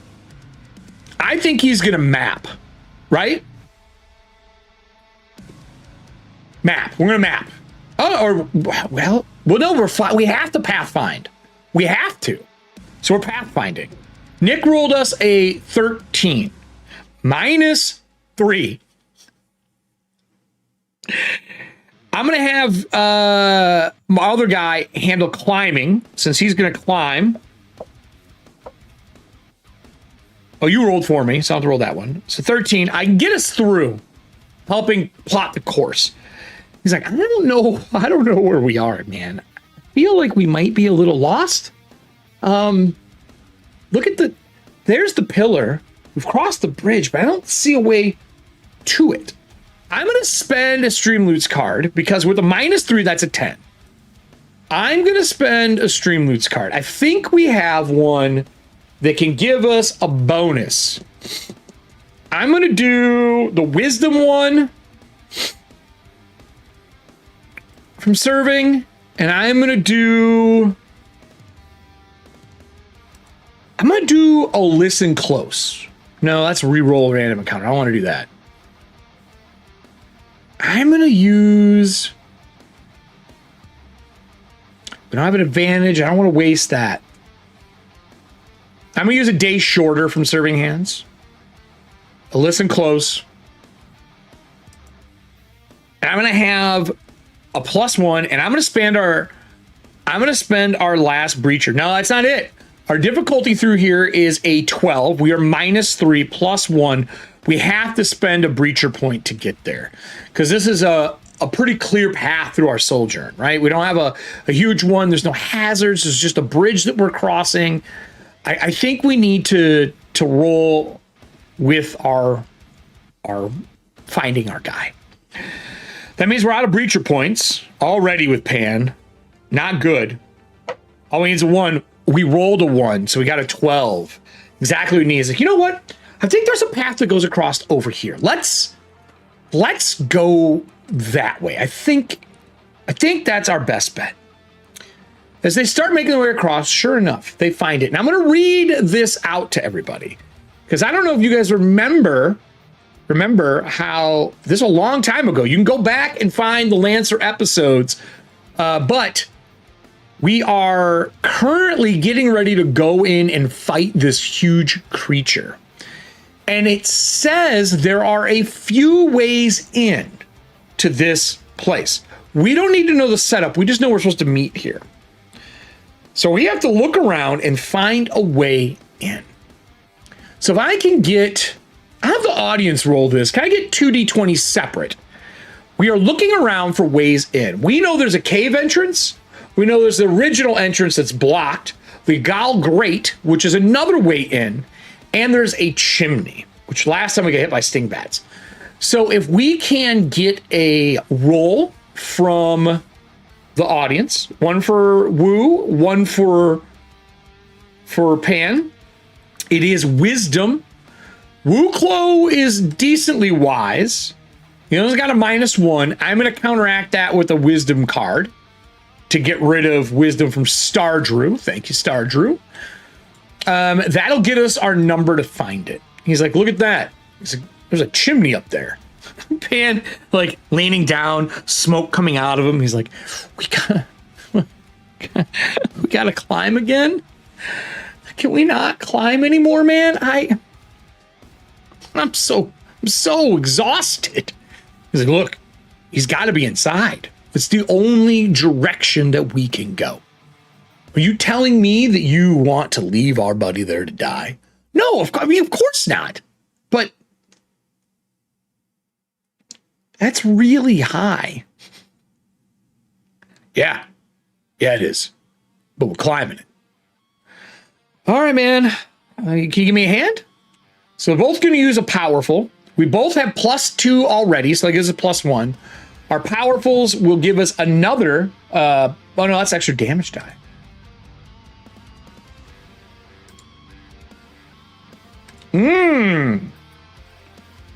Stronger. We're going to use stronger. Sorry. Serving hand stronger. And I think there's a Star Drew stronger, which will give us a +. Yep, sure is. So 2 strongers, serving hands, and from Star Drew. We'll roll d20s. That's good. That's really good. 17 plus my bonuses. My strength for Pan now, with the bonuses, I won't make the climb. You're gonna have to throw me a rope, man. So he throws him down a rope. We're gonna give him advantage, right? We'll give him advantage. Move this one for Wuu Klo. You're gonna have to tow me up. I can't climb anymore today, dude. With all this ruckus, I'm gonna roll 2d4 because there is a special chart in this game for specifically Hell on Earth, where there is a weird mechanic for, not weird, a different mechanic for doing this. So we're gonna go here. We're gonna go over to Hell on Earth. Don't roll doubles. That's a 1 and a 3, so 4. Occult Coyotes. A D6 of them. If the audience would like to roll me a D6. They all make those noises, by the way. Someone in chat was making fun of the alerts, but they do make those those noises. Better, stronger, faster. That is the sound effects. Legitimately. If you've been here for the live shows, you would know that for sure. For sure. So, D6 in here. How many of them are there? 5. They call it the one of the party. Highly intelligent, zealous wargs. Yipping, howl, bang, floats on the wind. The scent of ozone fills your nostrils. A canine shape appears over a butte. He looks up. He's got the rope around him. He's like, now, Wuu Klo, pull now. So Wuu Klo's got to pull at a disadvantage because he's pulling up a metal golem. Come on. Come on. Can't die before we find our Lancer. A natural 20 and a natural 1. Fuck my life. Oh. Oh. Oh. Why? Why have you forsaken me, dice? He pulls once, and part of the all-metal body of Pan sticks on a rock as the warg runs in. The warg is going to get at least 1 bite. 1 bite. He has to. Audience, can I get a D20 roll from you?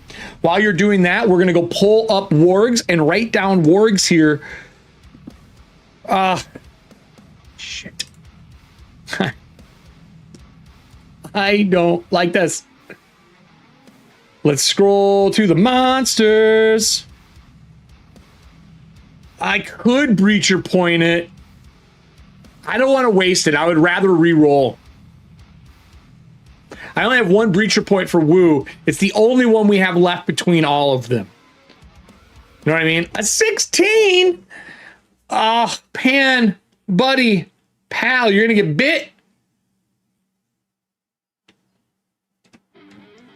All right. Warg. Wandering. Warg, warg, warg, warg. Where are you at, buddy? White. Wolf. Winter wolf. Warg. They do a D6 damage. He hits Pan. Pan has not got the best armor. Fuck.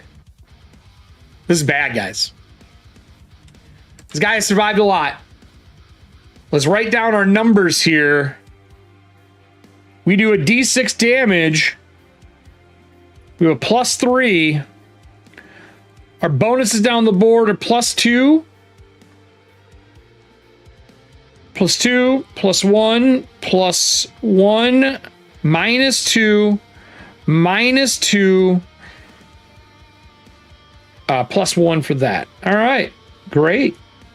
Well, I have our stuff written down. How many hit points do they have? They have AC of 11, and they have how many hit points? 14.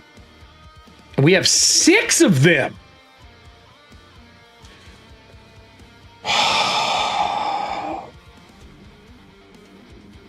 Okay. Okay. So we're somewhere. That was what? We're trying to go up the chimney. So somewhere here is where we're at on this fight. Okay. That goes to initiative. We're going to roll for the dog's initiative here. Ready? Come on, doggy. 13, even with their +2, not faster than Wuu Klo. Wuu Klo goes and like flails the rope out and he heaves again. I'm going to use another power, a stronger. Yeah, we'll use another stronger. We have to. We got to get him out of here. That's a +1. Our DC is going to be a 12 because we're lifting him up. We're disadvantaged because we're in combat and we're lifting a heavy character up. Man, we have burned through Strongers here, everybody. We might be out of Strongers. Oh, there's one. Perfect. Serving Hands play one. Excellent. All right. I think Pan is going to scramble to help. I'm going to wash away the Bane. Or the disadvantage.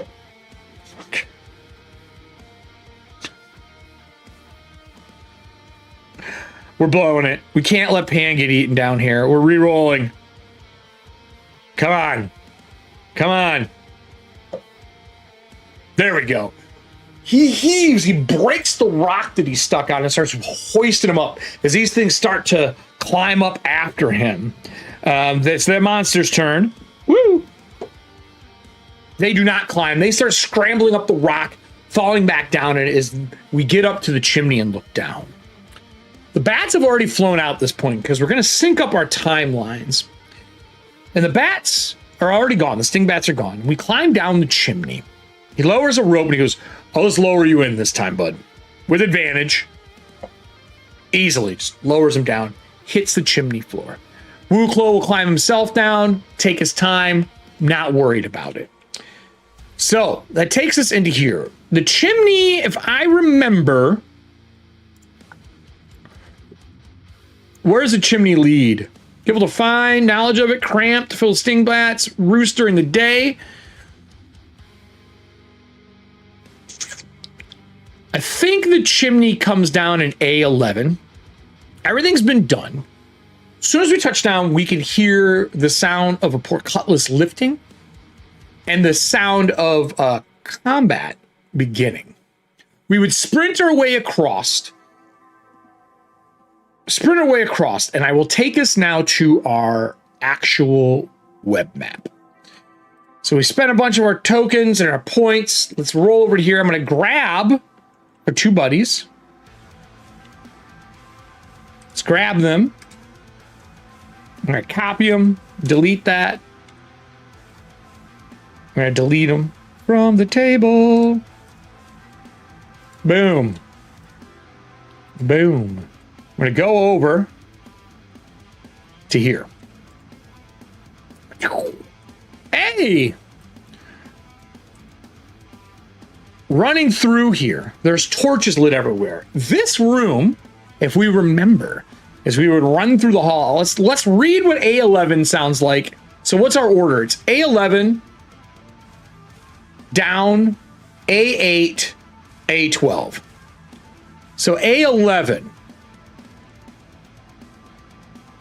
Scroll down. I love some of the art in here, man. Oh, man, we skipped a lot of bad stuff in here. A11. So A11, I think, was a bedroom. Yeah. The warden's room. A secret door hides supernaturally frigid room. Oh, so we made it in here through the secret door. We dealt with the spirit that was in here, the translucent figure, so that would no longer be here. The fireplace leads to the chimney, which is where we come down. So we're safe there. That leads to A10. We're going to skip that and go back up into A8, walking down the hall towards the combat. Yelling for Zagmar. I think we would be yelling, Lancer, are you here? And then hearing the sound of Zagmar. So arched walls in this room hold up a 30-foot ceiling. So let's move ourselves into there as we make our way in. I think this is a dangerous room. 30-foot ceiling cracked with age. Chunks of painted plaster cover the flagstone floor. Two long tables flank a 17-foot tall statue, which stands in the center of the room. Incoherent mumbling can be heard, emanating from the passage northward. That has been fixed. There's no noise anymore. We went in there and got what we needed. We found a lance, and we are making our way in to fight with Zagmar. So that takes us to our boss room. Now, this is dangerous, by the way. I have a feeling this fight is probably going to fuck us up really bad. Really, really bad. But we're going to do it. We're going to do it as we run towards the room. Let's grab our other hero. Now, if I remember correctly, I have a Lancer token in here under Breachers. Where is our Lancer? Lancer! Oh! There we go. He is square because he's an old one. This is our old Lancer token. I'll put a new one in once we get through this. So the Gal Great is here. Maximilian's prison is A12. Maximilian, when we walk in, it looks like a combination of a person in chains with long hair, almost as if the skin is clinging to the bones and drawing itself in. The prison, the entrance to this area, requires operational portcullis, which has already been opened by Zagmar. A circular grate can be seen in the center of it, letting in a little bit of natural light from somewhere above in this huge monolithic wall that we are inside of. Directly below the grate, on the floor, is an ectoplasmic sack. Littered about the room are 10 to 20 corpses, all ripped to shreds. Soot covers mirrors adorning the walls. So our portcullis was a cold iron that we went in. It drops from a full height of 50 foot. Okay. Oh.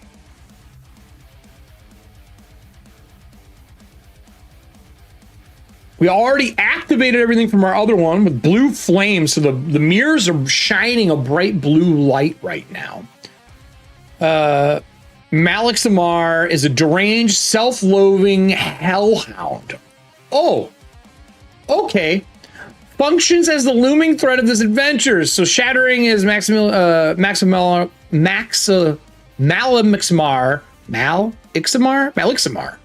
Maliximar's otherworldly psyche that he oscillates between two different states of anguish. In general, Malixamar will tend to either mope about in a state of self-loathing, falling into fits of rage, howling at heavens, and that's where we're at, or rending and devouring mortal flesh. Right now he's eating people. I have notes from Lancer. We rolled that last time. We use the Hellhound stats for the Shadowdark rulebook with these modifications. All right, let's get ourselves written down here. I don't like this. I don't like this at all. This is going to be bad in every form and fashion. So we're going to do our level, AC, attack, damage, magic, strength, dex, con, int, wisdom, charisma. I should make this into a stamp. That's what I should do. His HP and bite are doubled, so I'm going to put ×2 here. And his bite, his damage is double, so I'm going to put ×2 here. So those are the big factors that are different. We know that we have the cold iron chains. That's right, our Lancer has those. So cold iron. It stops his slip through. And we have that. None of us are really good at it, though. Reflection. We don't know this part yet, so I'm going to leave that. I'm going to leave that alone. So we need to go find Hellhound. So let's go over to the Shadowdark book, and then let's pull up the bookmarks here. I think it's on this side now. We'll go monsters. Collapse all these. Monsters. And let's find our Hellhound. And then we'll write the page number down because it's something we always do when we're doing this. I don't like this, but we're going to see what happens. Hellhound. All right, everybody. AC 13. 19. So it's doubled for us. Isn't that what they said? Ugh. So 38 hit points. Attack is, he has 2 attacks. He has a +4. And didn't it say his attack was doubled? Right?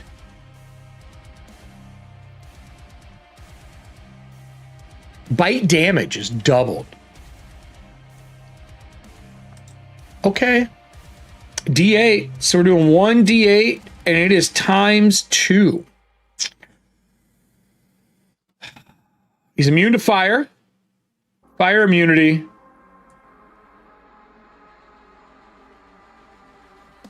And what else? Anything else we should do? I mean, fucking fire breath. Oh, great, great, great.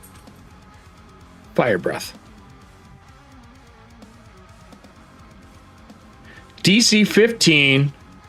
Dex DC 15. 3d8 damage. Recharge. So it's 1 in 4. I've been writing all my recharges with just that to make it simple. 1 dots 4. All right. We need to roll.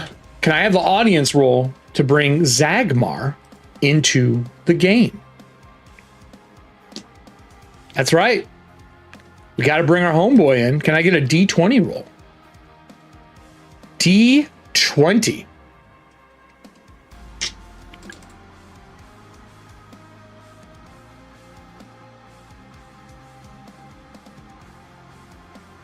Our Lancer's not level 4 either. Our Lancer's quite younger. D20. Well, audience is rolling that. I'm going to get our boy pulled up. Where is Zagmar? Come here, buddy. Come here, buddy. It's not B-Dice. The B-Dice don't do anything. This guy has been trying to use B-Dice for like 20 years. Like, legitimately.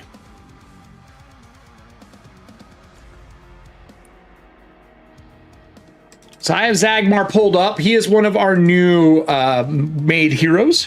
And because we're doing this, I have some new dice for him. So here's our map where we're going to be fighting.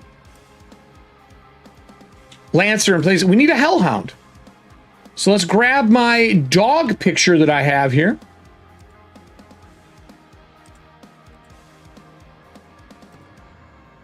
I think I have a nice hound one here.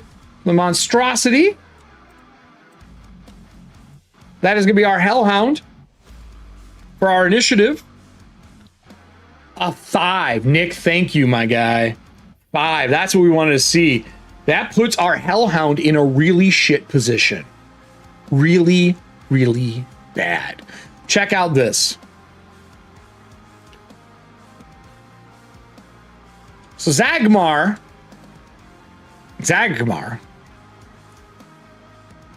does not have the best. He's okay. So we have a whole 6. So Zagmar has got a 6. I am going to bring out our new dice. So I saw my buddy this weekend, Brian from TPK Games, and he carried some new dice that I thought we could see on screen really well. He has green ones on his site right now.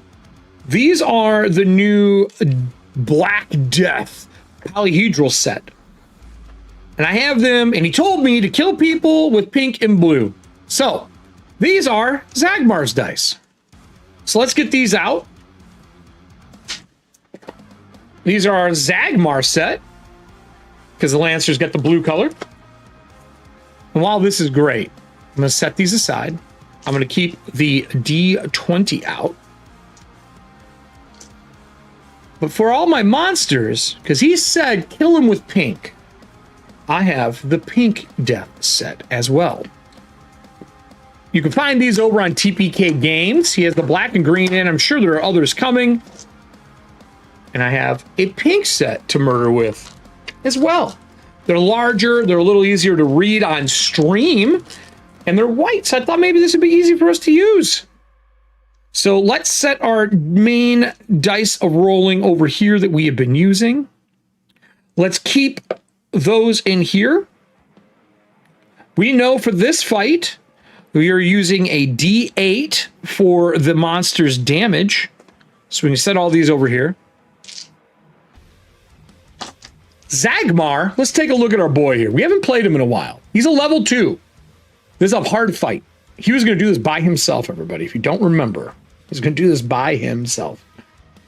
So Zagmar is on a traditional sheet. I will transfer these people over tonight onto new ones.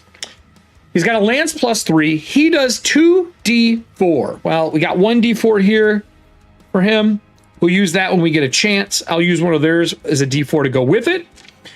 We have javelins. We have the following abilities. We have Elven Farsight. +1 with range attack rolls, so when we throw stuff. Lancer distance defense, since we're using a reach weapon, which is our lance. We have a +1 or AC. We have stabbing wall. If I stand my ground and I don't move, I can block a passage and fight off creatures, right? That's a SDC 12 for us to do the task. Our Lancer's jump strike, I can jump near in height, fall the same distance, and we can do extra damage. But we roll with a disadvantage. Audience, can I please get a D4 for our new joiner, our Zagmar, for how many breacher points this guy has to start? This is one of those times where a 4 would be great because he could share with the rest of his crew. And it may be the saving grace on what happens. Let's take a look at the rest of this character before we get into this fight. Good strength, good dex, good con, int, okay wisdom, decent charisma. On top of that, we have an AC of 15. We can up that with our wall ability. Sorry, hit points 15. AC of 12. We can up that with our wall ability. And then, yeah, we're looking pretty good here. 3 ain't bad. She says 3 ain't bad. So we got 3 for our boy here. Now we have to roll for our monster's initiative. Let me zoom back out here on our Lancer, just to full size. I'll keep it like this, and I'll scroll back and forth. We'll go to our premium for our Hellhound. We're gonna roll for the Hellhound. Brian Berg, this dies for you, for TPK Games. Rolling with a +1 to our dexterity bonus. This is going to get us our initiative roll. Boys and girls, skulls on here are natural 20s. Skulls on here are natural 20s. So, skull, first die, first roll of this die, pretty sure natural 20. I couldn't have. That's bad. Our monsters first. We're going to end our night with this fight. This might be the end. We might be making new characters.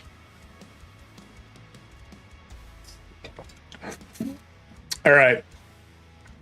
I go first. This thing is chewing on one of the bodies in the room. I think while it's eating it,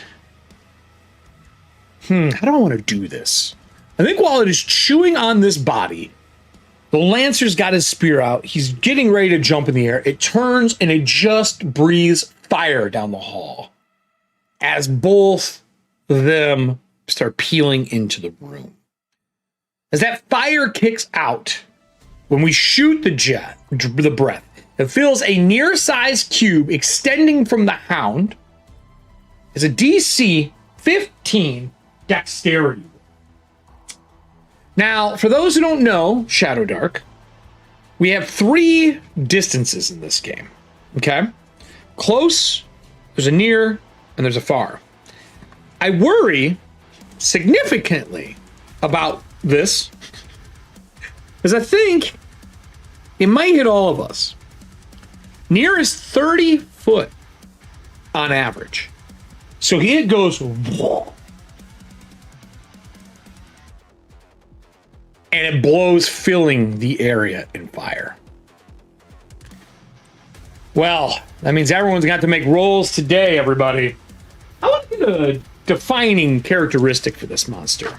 I feel like we deserve a little bit of something special for this. Can I get percentiles from the audience? I'm gonna pull up a monster trait. I want something that it has that's a little different than what Cameron has given us for the bestiary. Give me percentiles. Give me percentiles. Let's see what we get here. So I'm pulling up Knave. I like rolling stuff out of this book. It gives flavor to stuff. I'm really hoping we get something good out of this. Nick, 73. 73. Scent. It also has scent, so we're not hiding this room. That makes sense. And a 73 on the other one, it's got a paranoia aura. I think the paranoia aura, when you're near this thing, you can see the other spirit, and it makes you re-roll your damage. That's what we're going to be giving him to up this fight, because there's 3 of us against this one thing. That's kind of want to kind of level it up, because we got 2 higher level guys and a level 3. I'm going with that. So we have paranoia aura. Reroll damage if in near. Or close. Close, right? Close. Close. Reroll damage. Reroll damage. Paranoia aura.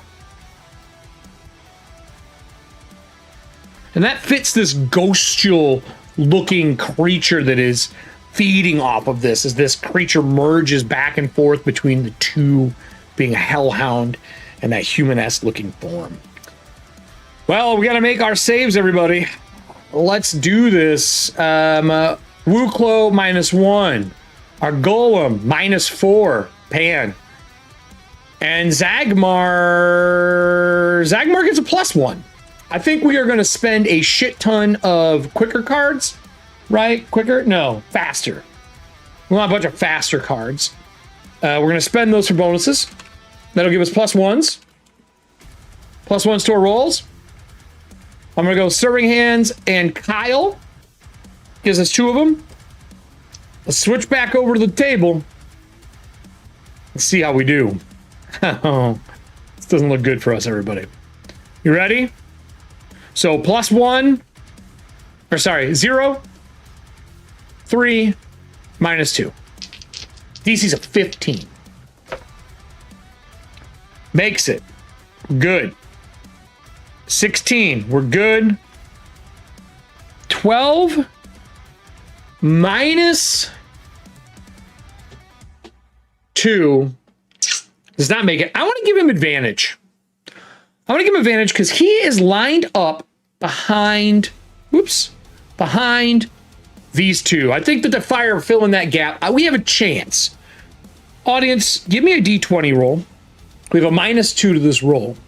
That means we need a 17. A 17 to do this. While they're doing that, I'm going to get our damage ready. Our fire breath, according to this, is 3d8. So I'm going to pull this up. And we're going to roll and hope we can survive. So here's 1, 2, where's our d8? 3. 4, 7, 8, 9, 10, 11, 12, 13 damage. 13 fire damage. 13 fire. 14 is not high enough. Zagmar turns, and that's -2. Zagmar turns and it's like, get behind me. This elven lancer is stabbing and trying to kind of block this fire that's coming through with his body. He is 7 foot tall. Our lancer is.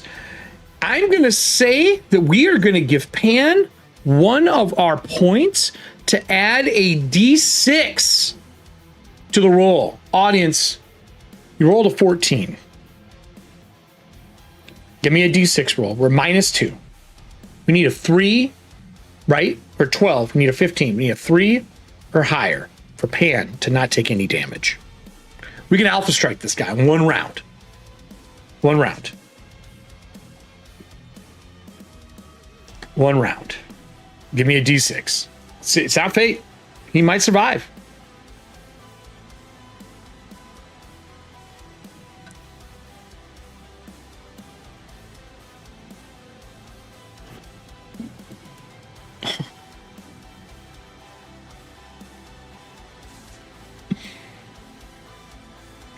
Audience rolls a 1. Well, everybody, Pan goes down. I'm gonna mark him like we always do.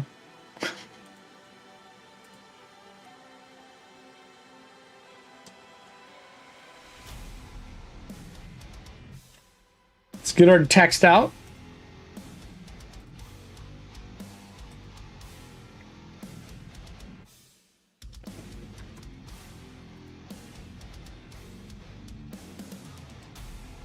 Hit an S.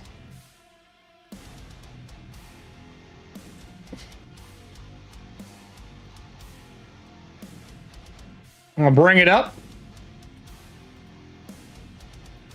Oops, I didn't move that.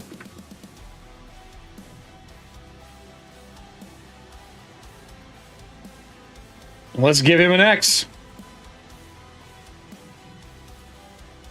All right. I mean, it is what it is, everybody. It is what it is. Our boy is down. We have a healer on our party, though. We have a chance. You're saying there's a chance. Saying there's a chance. So. Oh, what happened? Make sure it's on the right layer here, everybody. It was on the map layer. That's why it was moving so weird. He can't roll it. No, he can't add more. No, he can't. That's not how this works. You don't get to add more. So with that, we are wounded, damaged. Pan goes down. It goes to our big boy, Wuu Klo. Wuu Klo, man, do we heal? Do we heal? Or do we go in? I think Zagmar be like, get him back up. We're going to do our psychometabolism. We are going to do Flesh Knitter for 1 more. It's already a tier 1, so that makes it 11. Flesh Knitter will make it a tier 2. We're using our intelligence for it. We have a +3. Let's see what we get here. Easily do it. I'm going to spend a extra heal card to heal him extra. So we're going to do, got 2d6, 6, 7, 8 points back to Pan. So Pan will be at 8 now instead of the total. So we've only taken 2 points of damage. That will be my turn. I move over. Actually, no, I can do it from range with him, can I? I think Wuu Klo can do it from range. Near. No, I had to run up. I had to run up, everybody. I had to run up. So let's run up. Let's move our guy. Make sure that we're good. We're next to him. I'm going to move afterwards into the room. We're going to detach these two. I'm going to move him here. I'm going to keep Pan back here. He runs up past him doing the lancing. Has his greatsword out, ready to fight. That will take us to our next person, which is Zagmar. Zagmar jumps in the air. He's going to come down. We roll with disadvantage. But let's look and see. Do we have an advantage card? Do we have 1 advantage card to wash this out? No, only on casting. Okay, so we're going to do powerful. I actually want to do an extra weapon die, though. We're gonna wait because we want to do an extra weapon dive damage. So let's go with this. We are rolling with a +3 disadvantage. We are aiming to hit a 13. aiming to hit a 13. Disadvantage, jumping through the air, lots of damage. Come on. Fuck. This is important. We're going to spend one of our breacher points to reroll. That will hit. Dual 19s. Do you wish that like advantages in the game, if you got 2 19s or 2 pairs of something, that it did something special? So he jumps in the air, jumps down. Let's look at our damage. We do 2d4, but because Zagmar is doing his jumping strike, we do an extra die of damage. So we're going to pick up another d4. And then we're going to spend another d4. Another d4. We use our blessed heal. I want to use another d4. Yeah, we're going to do extra damage. That's another d4. Let's grab this bad guy's d4. My question is, do we have a crit? If we have a crit card, we don't have carousing. Man, if we had a crit card. All right, everybody. Zagmar is rolling 4d4. 44. Double should get you a breacher point back. Maybe I'll do that. Maybe I'll do that. Does double, but then that means disadvantage. Take it away. All right, it's 3, 5. Ooh, that's a 4. And this is a 2, but it's not in the box. We're going to roll the box. 4, 8, 9, 10, 11, 12, 13 points of damage. As he slams into this guy for 13, he yells back to Pan, "You need to wrap him in chains, Pan." And I'll say our Lancer has got the Wraith chains on him because he got that back in the other episode. So it's Pan's turn. Pan stands up. I think Pan is going to... Man, Pan, how do you want to do this, buddy? I think Pan has to move forward. Pan's going to run forward through everything.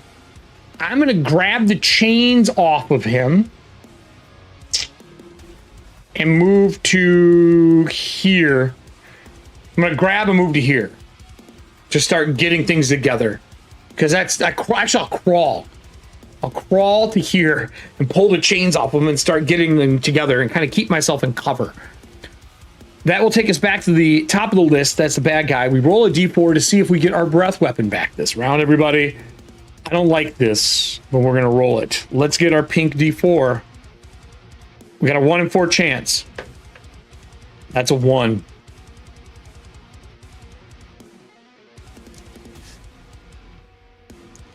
Okay, that's a 1. It's a recharge of that. That means that we get our breath weapon back. Can I use it again for 1d4 rounds? Opens its mouth. Boom. Hits everybody in near again. Everybody in near again. All right, everybody. We've spent points. I will spend one more card for Pan to give him faster, so he can try to not take damage here. Okay? Faster it is. Do we have it? We do. I used one for Wuu Klo. I did not. I'll use one for Wuu Klo as well. So 2 from Kyle, 2 fasters from Kyle. Those are giving us +1s to a roll. We need 15s again. I told you. Told you, all my lucky dice color. Yeah, I know, pink. I feel you. Are you ready? Here we go. Fine. Might be using his last point. He made it. Pan made it. 5 here.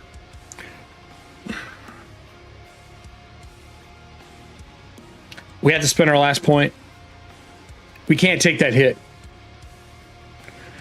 We're gonna re-roll.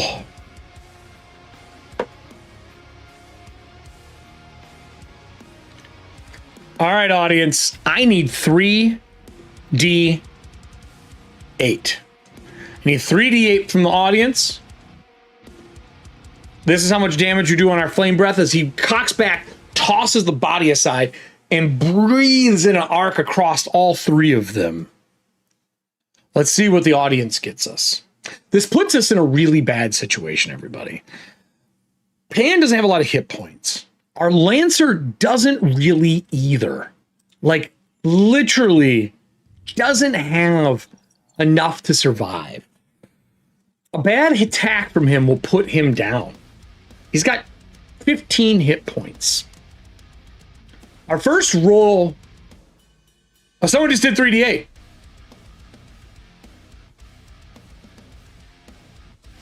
Are you kidding me?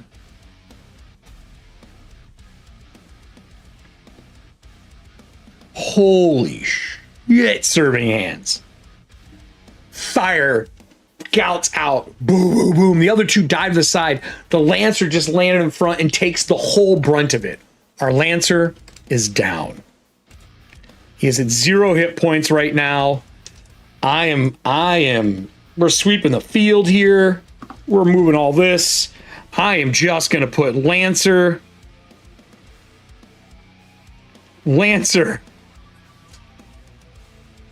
0. Now, we don't know how many rounds it will take for him to die. No advantage or anything, just a regular roll. Disadvantage is only for the monster attacks, and this is just us making a roll. I wish we could do disadvantage. I am going to... Wuu Klo goes next.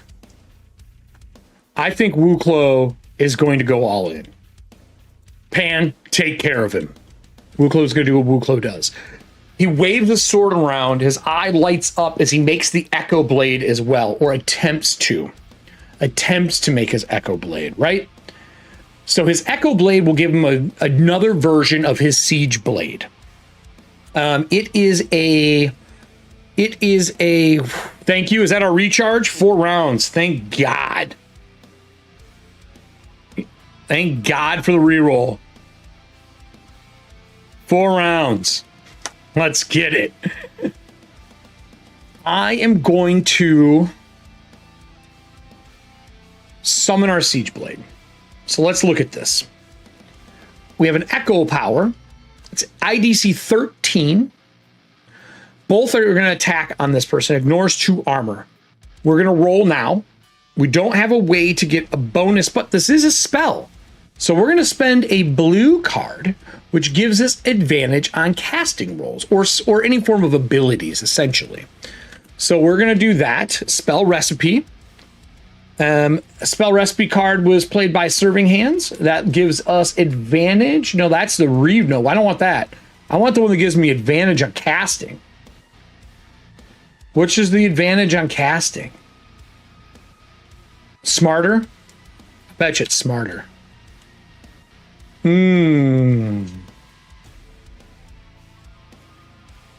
Casting. Listen close. Is reroll encounter. There it is. We're also going to use Kyle's I'm going to use Kyle's Wounded Monster card for the blue instead. That takes 10 hit points off of this character. I'm going to say our Lancer already got a hit in on him. So I'm going to say he has minus 10 hit points already. This gives us a fighting chance. Regular roll.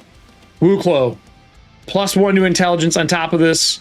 This will give us a total of 4. We need an IDC 13. 19 on it. Blade comes out. Whoosh. Roll attack and damage is the same. It is a focus. It summons it. I think, how would I want to interpret this? I feel like if you're summoning the blade, it should be able to do its thing, because otherwise you rolled for no reason. So the blade is out. Is it part of your attack? Out to near range. Roll attack and damage once, apply to both the same targets. I think only the blade attacks this time. So I'm going to roll once for the blade. 9. It uses my normal attack roll. So 9. What is my bonus? 10, 11, 12. 12, 13 right now. He is a 13 AC. That is successful. We do 2d10 damage. We did not spend a green card. I am going to spend a green card. And I am going to give us an extra die of damage. We are going to go for fucking 3d10 on this roll. We have a chance right now. It has 28 hit points. We technically could kill it in one blow with the Echo Blade. Our party can't take another round of this thing. It's a good roll. 17, 18, 19, 20. We are now at 30 hit points of damage with 8 left. We swing this huge flat blade through this creature. I think that when we cut down on it, there is a roar in the room. You can see it start to shift using its ability to shift step out of this area. This comes to Pan, our boy Pan. Pan with the chains runs up and goes to jump and tackle him with the chains and wrap it on him, stopping him from going anywhere. I got it, boys. I would like to remind everybody that our sweet boy Pan, it's got a -3 to strength. We're using a chain, attacking with it. It's just not an object to attack with. We're tying up a dog. Our background, what is our background? Is chef. I'm going to say that I'm going to wash away. Hear me out. This is my argument. I have trellised a lot of turkey in my life and other monsters to put on a spit roast. I'm going to say that my time as a chef tying animals washes out the disadvantage for being an improvised weapon. Since Zagmar gave me, I'll use his advantage die and Pans. Let's see what we get here, everyone. We have a +1. Oops, wrong one. We have a +1 to this roll. +1. Okay? Need a 13 AC. We are out of breacher points. There is nothing left.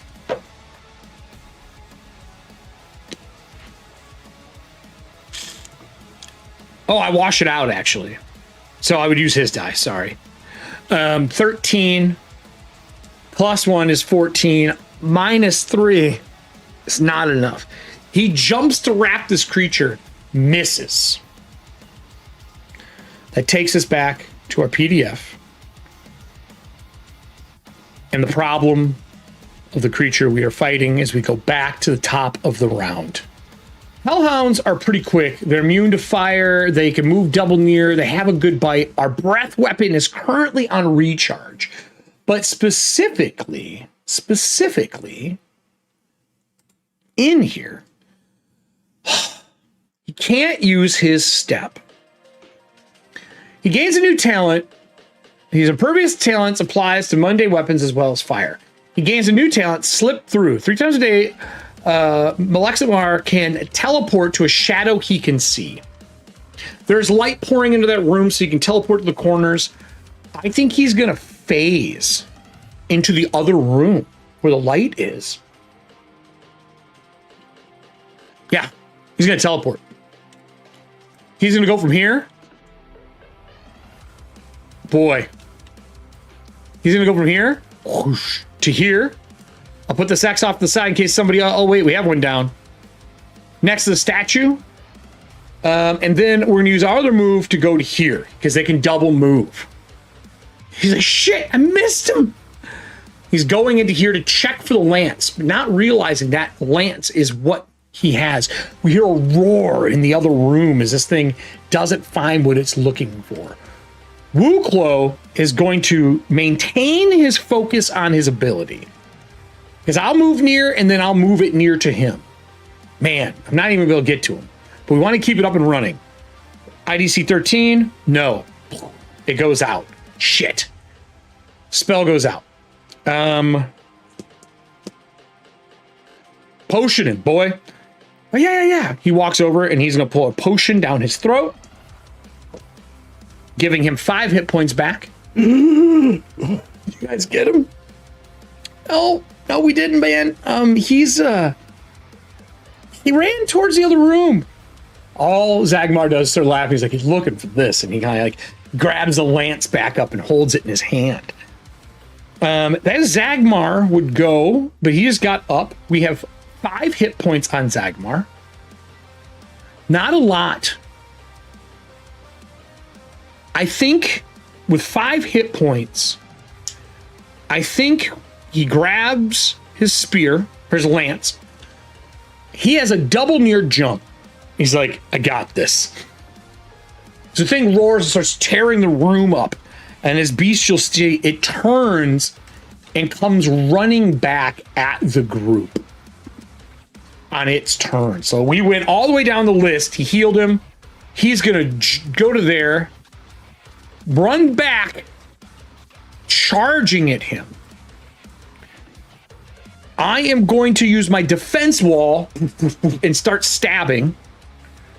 This creature needs to make a strength defense roll of 12 to not get hit by my lance. All right, everybody. We have a plus. What does the Hellhound have?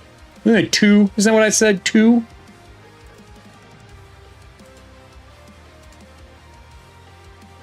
Three. Barrels through it. Goes to bite him. Hits. Does double damage. And the damage on this thing is a D8 times 2. Oh, wait, no, we gotta get pink. Pink murder. All right, we're going. Come on, 1, 2, 4. Still standing. 4 points of damage. Zagmar takes it and goes to lance him again. I would go with Wuu Klo. Wuu Klo is going to run up behind and try to heal. How many times a day do I have that ability? Is it once? I already used it. Shit. No, it's twice. It's twice a day. We're going to try to heal him again, everybody. Can I get a D20 from the audience for my IDC 12 as I go to heal our Lancer from behind and see if we can't get him back up? While you're doing that, Pan is going to run back through and do his damnedest to wrap this guy in chains. So I need a D20 roll from the audience. We have a +4 to our roll. I run through. I'm going to try to toss chains on him from here. I don't know if I'm going to get it. I'm so bad at this. 16 -3. We didn't. -3. We throw the chains on him. He can't teleport anymore. 14. We heal. We'll use the extraordinary heal card to heal more for 5, 6, 7 points back to our boy. 7. That puts him at. We have 8 hit points now. So a combo again goes through. The wolf goes. That marks our 3rd round. Right? 1. We went out. 2. We come back. 3 is the beginning. I'm going to bite again. Trying to bite our guy. We have reach defense. Ooh, that's cocked. A 20. A natural 20. We're doing 3d8. We're just going to use this. 2. 6. 15 points. Our boy goes back down. He bites into our Lancer, grabs his leg, slams him against the wall, drops him to the ground. Wuu Klo raises the siege blade over his head, charges in. Pan's going to stay here. I'm going to stand over his corpse, actually. I stand over his dying body. And I'm going to swing with all my might. All right. You know what? Yeah. No, I should have played. I used a blue card. I couldn't. Damn. All right. I'm swinging with everything I got. +4. Hits. We're going to do 3d10 again. 1. Audience, give me a d10. I don't want to roll this die. Give me a d10. I'm going to roll our 2 heroes dice. Give me a d10. We're going to add it to this. 11. 11's not great. 11's not great. D10. D10, please. Do we have anything extra that we can do? We are moving through a door. Oh, yeah, we are moving into a doorway, but not through it. D10 from the audience. This could be for all the marbles. All the marbles. Quit using my lucky dice to kill us. Look, dude. Oh, no. Timer went off.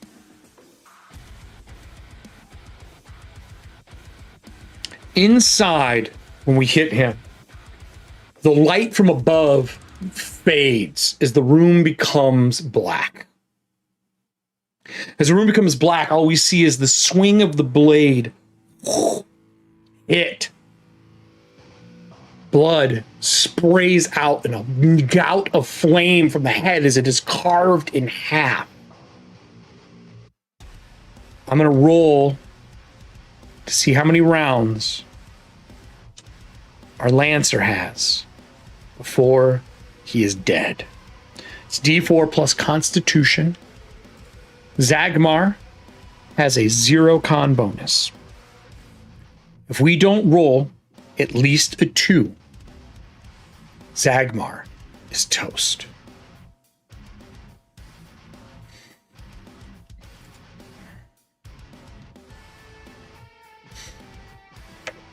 A 4.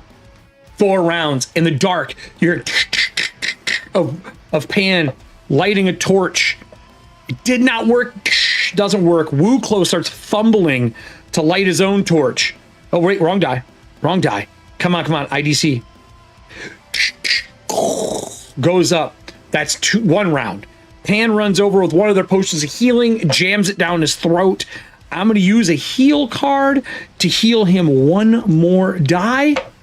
5, 6, 7, 8, 9, 10, 11 points. 11 points. Coughs loud. We almost killed our Lancer. This is dark. Just the torchlight comes on from Wuu Klo. We survived this area. Zagmar, man, are you all right? Pan's like, I got food. I know you want food. I have elven sweetbread. I have elven sweetbread.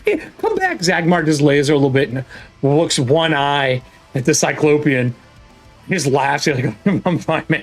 I've had worse before. He stands up with the lance in hand, the shining lance. Now, in this game, we got something really cool out of this almost like tomb that we're in. So if we go back over here to our Helldivers, if you stick around on live, we'll go over all of our experience points and everything else. But if you're watching this recorded afterwards, don't worry, there's more of these coming. After this, we're going to be traveling through this area and, of course, into a new adventure. And we're going to be using a friend of the show's adventure, which I'm super excited about. If you haven't seen it yet, it's from Idle Hands. Nick is always here for our shows, and I feel like we should maybe dive into that. What do y'all think? Does that sound like fun to you? Let's go open it up. The Lost People. This is what we'll be using for our next adventure with our group as we travel through the wall to find a way out and see if anything in the City of Weeping can help us. Made by Idle Hands. If you're watching this as a recording, thank you so much for joining us. Check out down below the Patreons there. All the recipe cards are out right now. On top of that, Breachers Volume 1 is up digital, and coming soon, Legacy Edition prints will be coming out as well. Thank you so much for joining me today. Be careful in the dark, everybody. The walls are a dangerous place. If you're here live, stick around. We're going to go through all of our experience and close out the show. Holy shit. Holy shit. Everybody, that was wild experience. I hope you guys enjoyed that. Hope you like the new dice. New dice look so good. I'm gonna stack them all in this bitch as much as I can. Right like this. Nah.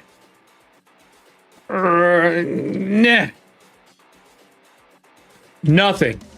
Not a Death Spiral dungeon at all. Nothing.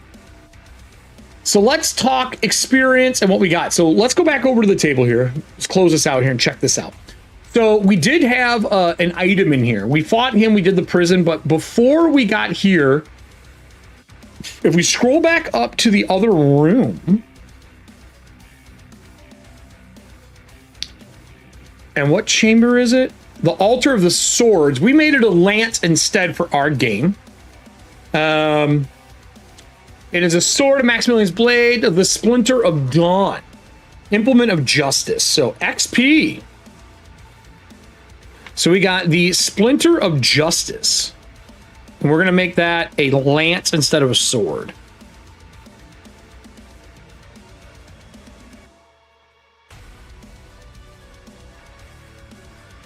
Okay.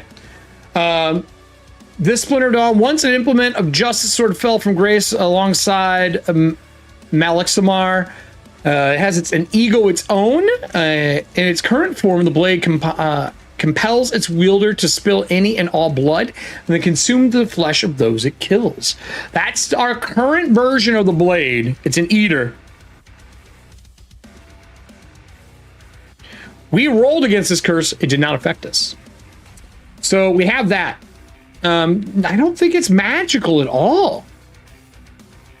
We're going to try to fix it. Oh, here it is. We're going to see if we can get it fixed. It's cursed.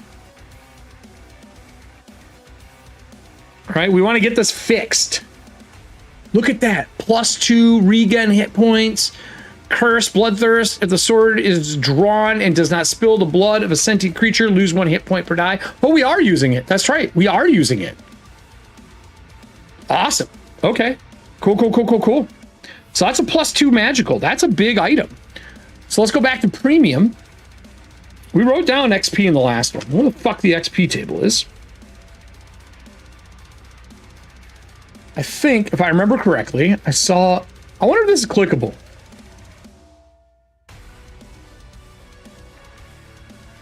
I thought there was an experience table here. Am I crazy? I really need to write down the experience section. Let's get through all the monsters. I think it's in game mastering. Awarding XP. What page is this? I'm just gonna fucking write this down. XP. XP is on page 117. All right. 117. So we traded for gems. We don't get anything extra for that because we already found all that treasure. We did find something legendary, right? Would you say that's Staff of Ord, Jin's Wish? This is a pretty legendary weapon, wouldn't you say? Like, I wouldn't qualify it as magical. I mean, it's cursed with object power. I think that 10 is fair. That was a hard fight. Really hard fight. This, by the way, we're going to go over to this fun part, actually. I need to pull up our breachers. I want to know if we had a contract, because contracts didn't exist when we first did this, everyone. It didn't exist. So let's find our breachers. Let's go back to the Lancer. Lancers have the ability to get contracts. I feel like we would have done it. So we're a level 2, so it's charisma +2. So what's our charisma bonus? 0. So we have a +2 to what we're doing. I'm gonna move this over. +2. I think we were looking for a monster of higher level. Defeat a threat looming deep in the wall, spreading disease and problem. It was eating everybody. Gain 6 XP or +1 to a stat of your choice. Pretty solid, right? This goes for everybody. If we don't do it, we'd fail. But I want to know if we got the contract. So it's a DC 15. We have a +2 to the roll. Let's pull out our die here. Let's see what we get. Actually, I'll let the audience roll. Give me a D20 roll. We have a +2. We need a 15. Did we get this contract?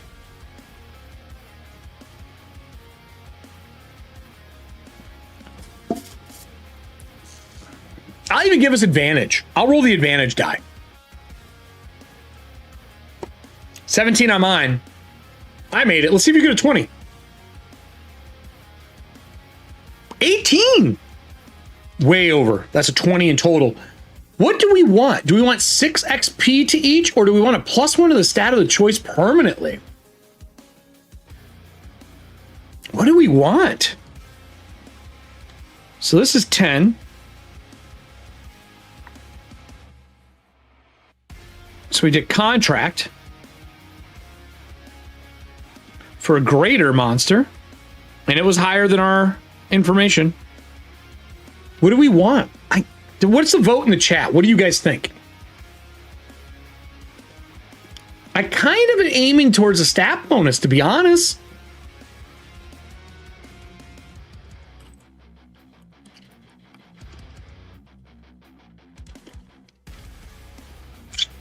I kind of want the stat bonus. Yeah, let's do the stats instead of the experience. Yeah, 6 experience though? That would level our Lancer because he has 2 right now. Right? Let me look at Zagmar here. Zagmar has 3 experience right now. So that would level him. I think we would take the. I think we're taking +1 stat. +1 stat. Okay, so I'll sign that stuff off air. Each. That's awesome. Any other experience? Any other experience you think we should get?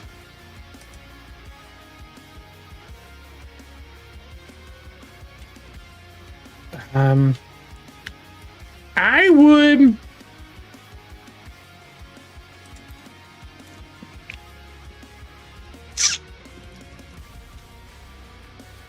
No extra magical items. We met a new person. Didn't get experience for that. Gold, gems, oath, secrets, magic items, meaningful trophies, tokens. Oh, monster parts. Monster parts, Hellhound.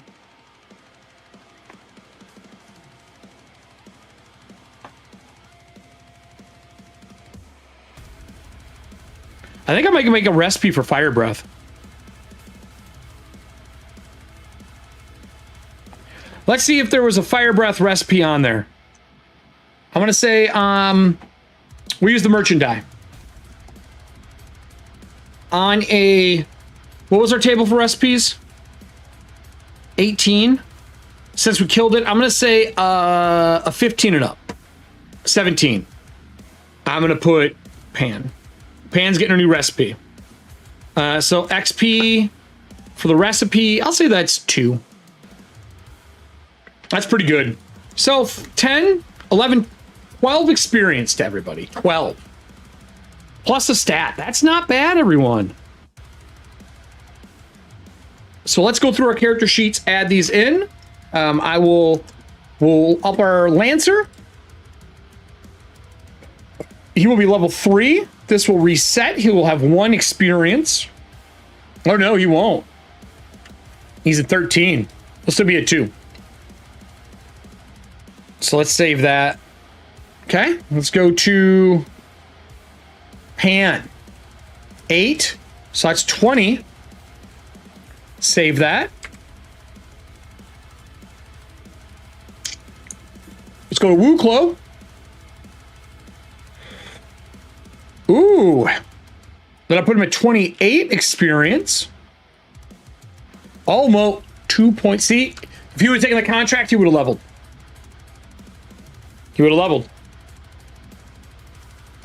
He gets a +1 to burnt cuisine. Nothing like burnt cuisine to make the day better. Yeah, you know what I'm saying. Thanks. So let's do stats real quick. I think I want to get rid of this dex penalty really bad. But I'm wearing plate and it would, yeah, let's take this to 9. I'm gonna mark that do we have notes somewhere? I'm going to say, what is, +1, +1, Dex. And I'll just put this for a contract.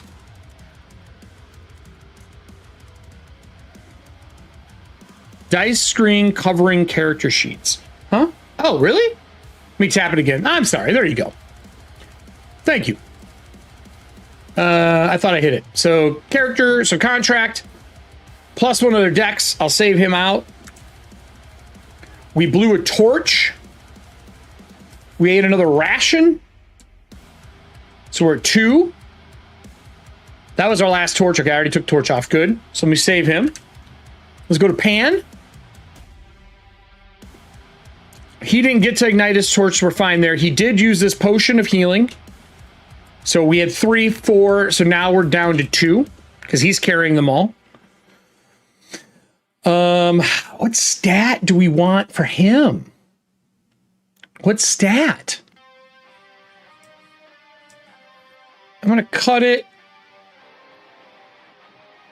I'm going to put it here, actually. This makes more sense. I'm just going to put contract.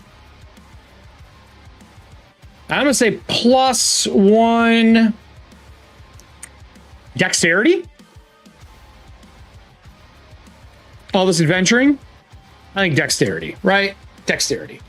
So this will make him have a 4 now. Does that change our stats? Ooh. Hold on. Yeah! -3. Boom! We're a little better now, everybody. We're a little better. -3. So that's all marked. And then we're going to go to Zagmar. I think we got to go 18 strength. We got to give him that +4. Right? +4.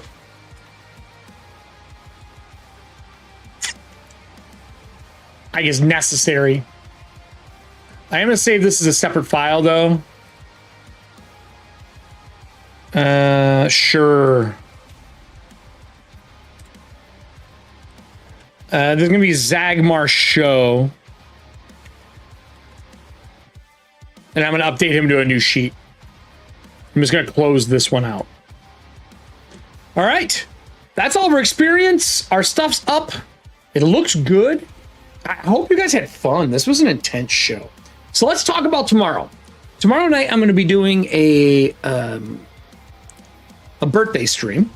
And a whole bunch of people in my life asked me what I wanted for my birthday because I never ever want anything. I just don't like, I don't know, man. It feels weird having people buy me gifts. So I put a list together for my family. Check this out, guys. Family and friends. So let me log in. I've never used this before, but there's some people who asked it, like, I don't really want them knowing where I live. Let's see if this pulls up. I'll pull it over to the thing for us. So I put all the things that I'm basically gonna buy on it in the future because I have a whole bunch of stuff I need to update. So here's everything. Let me go back over. Acrobat off. So, like, what do you want? I was like, well, here's my birthday collection. That's what I want. Yeah, I should probably organize these. Can I just move them? Can I organize it? How do you organize on here? Is there like a move option? Pin one gift at a time on your throne wish list. That one. I want that pinned. This is just the stuff that I want right now. So I want these TurboDork paints because I want new metallics. I want this trimmer to make making these things easier. It's like a 200 and something page heavy trimmer for 11 by 17. This thing's gangster. I want the stapler to make my life easier. I thought I could move things around on here, though. I thought you could edit it. Maybe it's this one? No, that's just the edit the birthday one. default? Well, I thought I could drag these around. Huh. On the phone, you can drag them. So I want this. This is the stapler. That saddle stitch stapler. And then the new chip I want with the thermal paste. This for my little guy over here, because he's getting big. And then this. This is basically my wish list for the things I want to buy myself over the next couple months. I just made it here. So I put this up. I was told I should put this up for things I want for my birthday. So I sent it to my family. We'll see what happens. It should be entertaining. So tomorrow we're going to do a birthday stream. I'll put these things up. We'll see if any of the family and friends purchase this stuff for me over the next couple of days. Like, again, man, for birthdays, I just do stuff for other people because that's what I enjoy doing. So those are all the things I want for my birthday. This one's ridiculous, though. This was not happening. There's no fucking way. I've been wanting this for doing live shows and travel. It's fucking amazing. I want that. The other one that I want is this for sure. Oh, see, I can rearrange them now. Look, there's things at the bottom. Why were those not there before? Oh, cool, cool, cool. Boom. If I had to do these in order, this would be the order. Yeah. Yeah, this first, because I don't have it. I want to start playing Battletech for fun. And this. So that's the order I would put this shit in. I don't think you've ever seen this. If you have to make wish lists, this is really fucking cool. So, like, I can share my public throne page, right? So I can copy it. And when you go to it, it basically doesn't let people see your address. So if you have stuff that you want, like, family members to buy and shit like that, you could do that. But yeah, I should edit. I should first off do this. I want to do an edit background piece. What should the background header be across that? Should I use an ETHAUNTIA piece? What do you think I should use?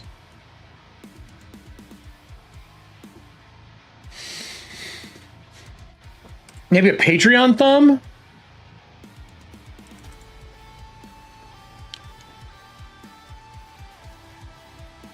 Let's just see what this looks like. Ah, you can't see it. I should just put a texture there. Here, I'll put it back up so you guys can see what I'm doing. I'm trying to find a thing to put up back there. And then I'll end the show. Let's try ETHAUNTIA. Let's just put our classic color up there. Oh, I'll put this season's back there. Breachers this header? Okay, well, we could. Hold on. What do I have? Can I put GIFs? Ah. I got a bunch of stuff. I'm looking for one.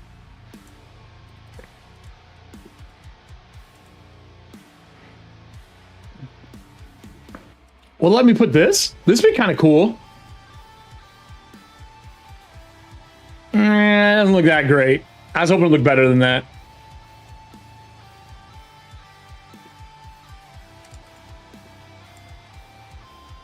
PSDs, names.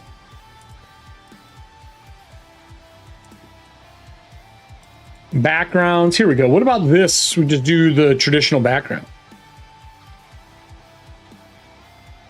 Can I edit it? Like, can I edit where it is? You can't edit where it is. I want to change this too. I want my... I like the new logo I've been using lately, which is this one. There we go. Let me save it. Done. Super cool.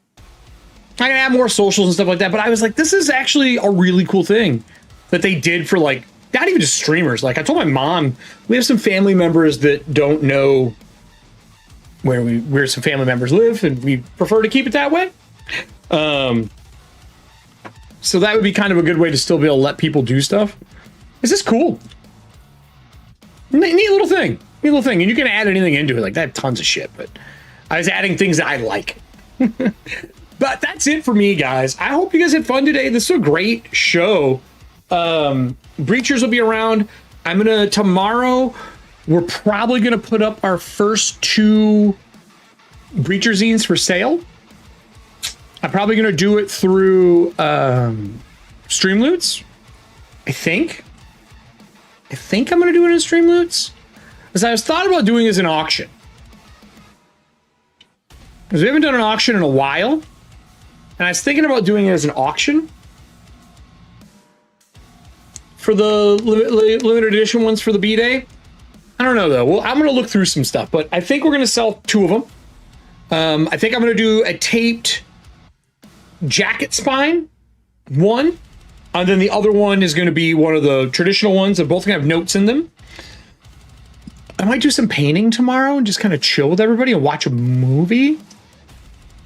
Well, I can't watch a movie in here.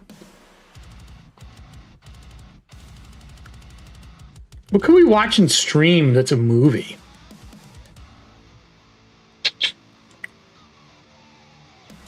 Maybe I can find some stuff that's made for YouTube that we can watch, but we'll do something. So this was Surviving in Shadowdark, or Breachers in Shadowdark as we know it. I hope you guys had fun.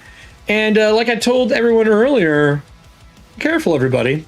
But sign up for the new newsletter if you haven't done that yet. Links are down below. And of course, what is it? Stay rotten. Stay fucking rotten. Have a good day, everybody. Bats!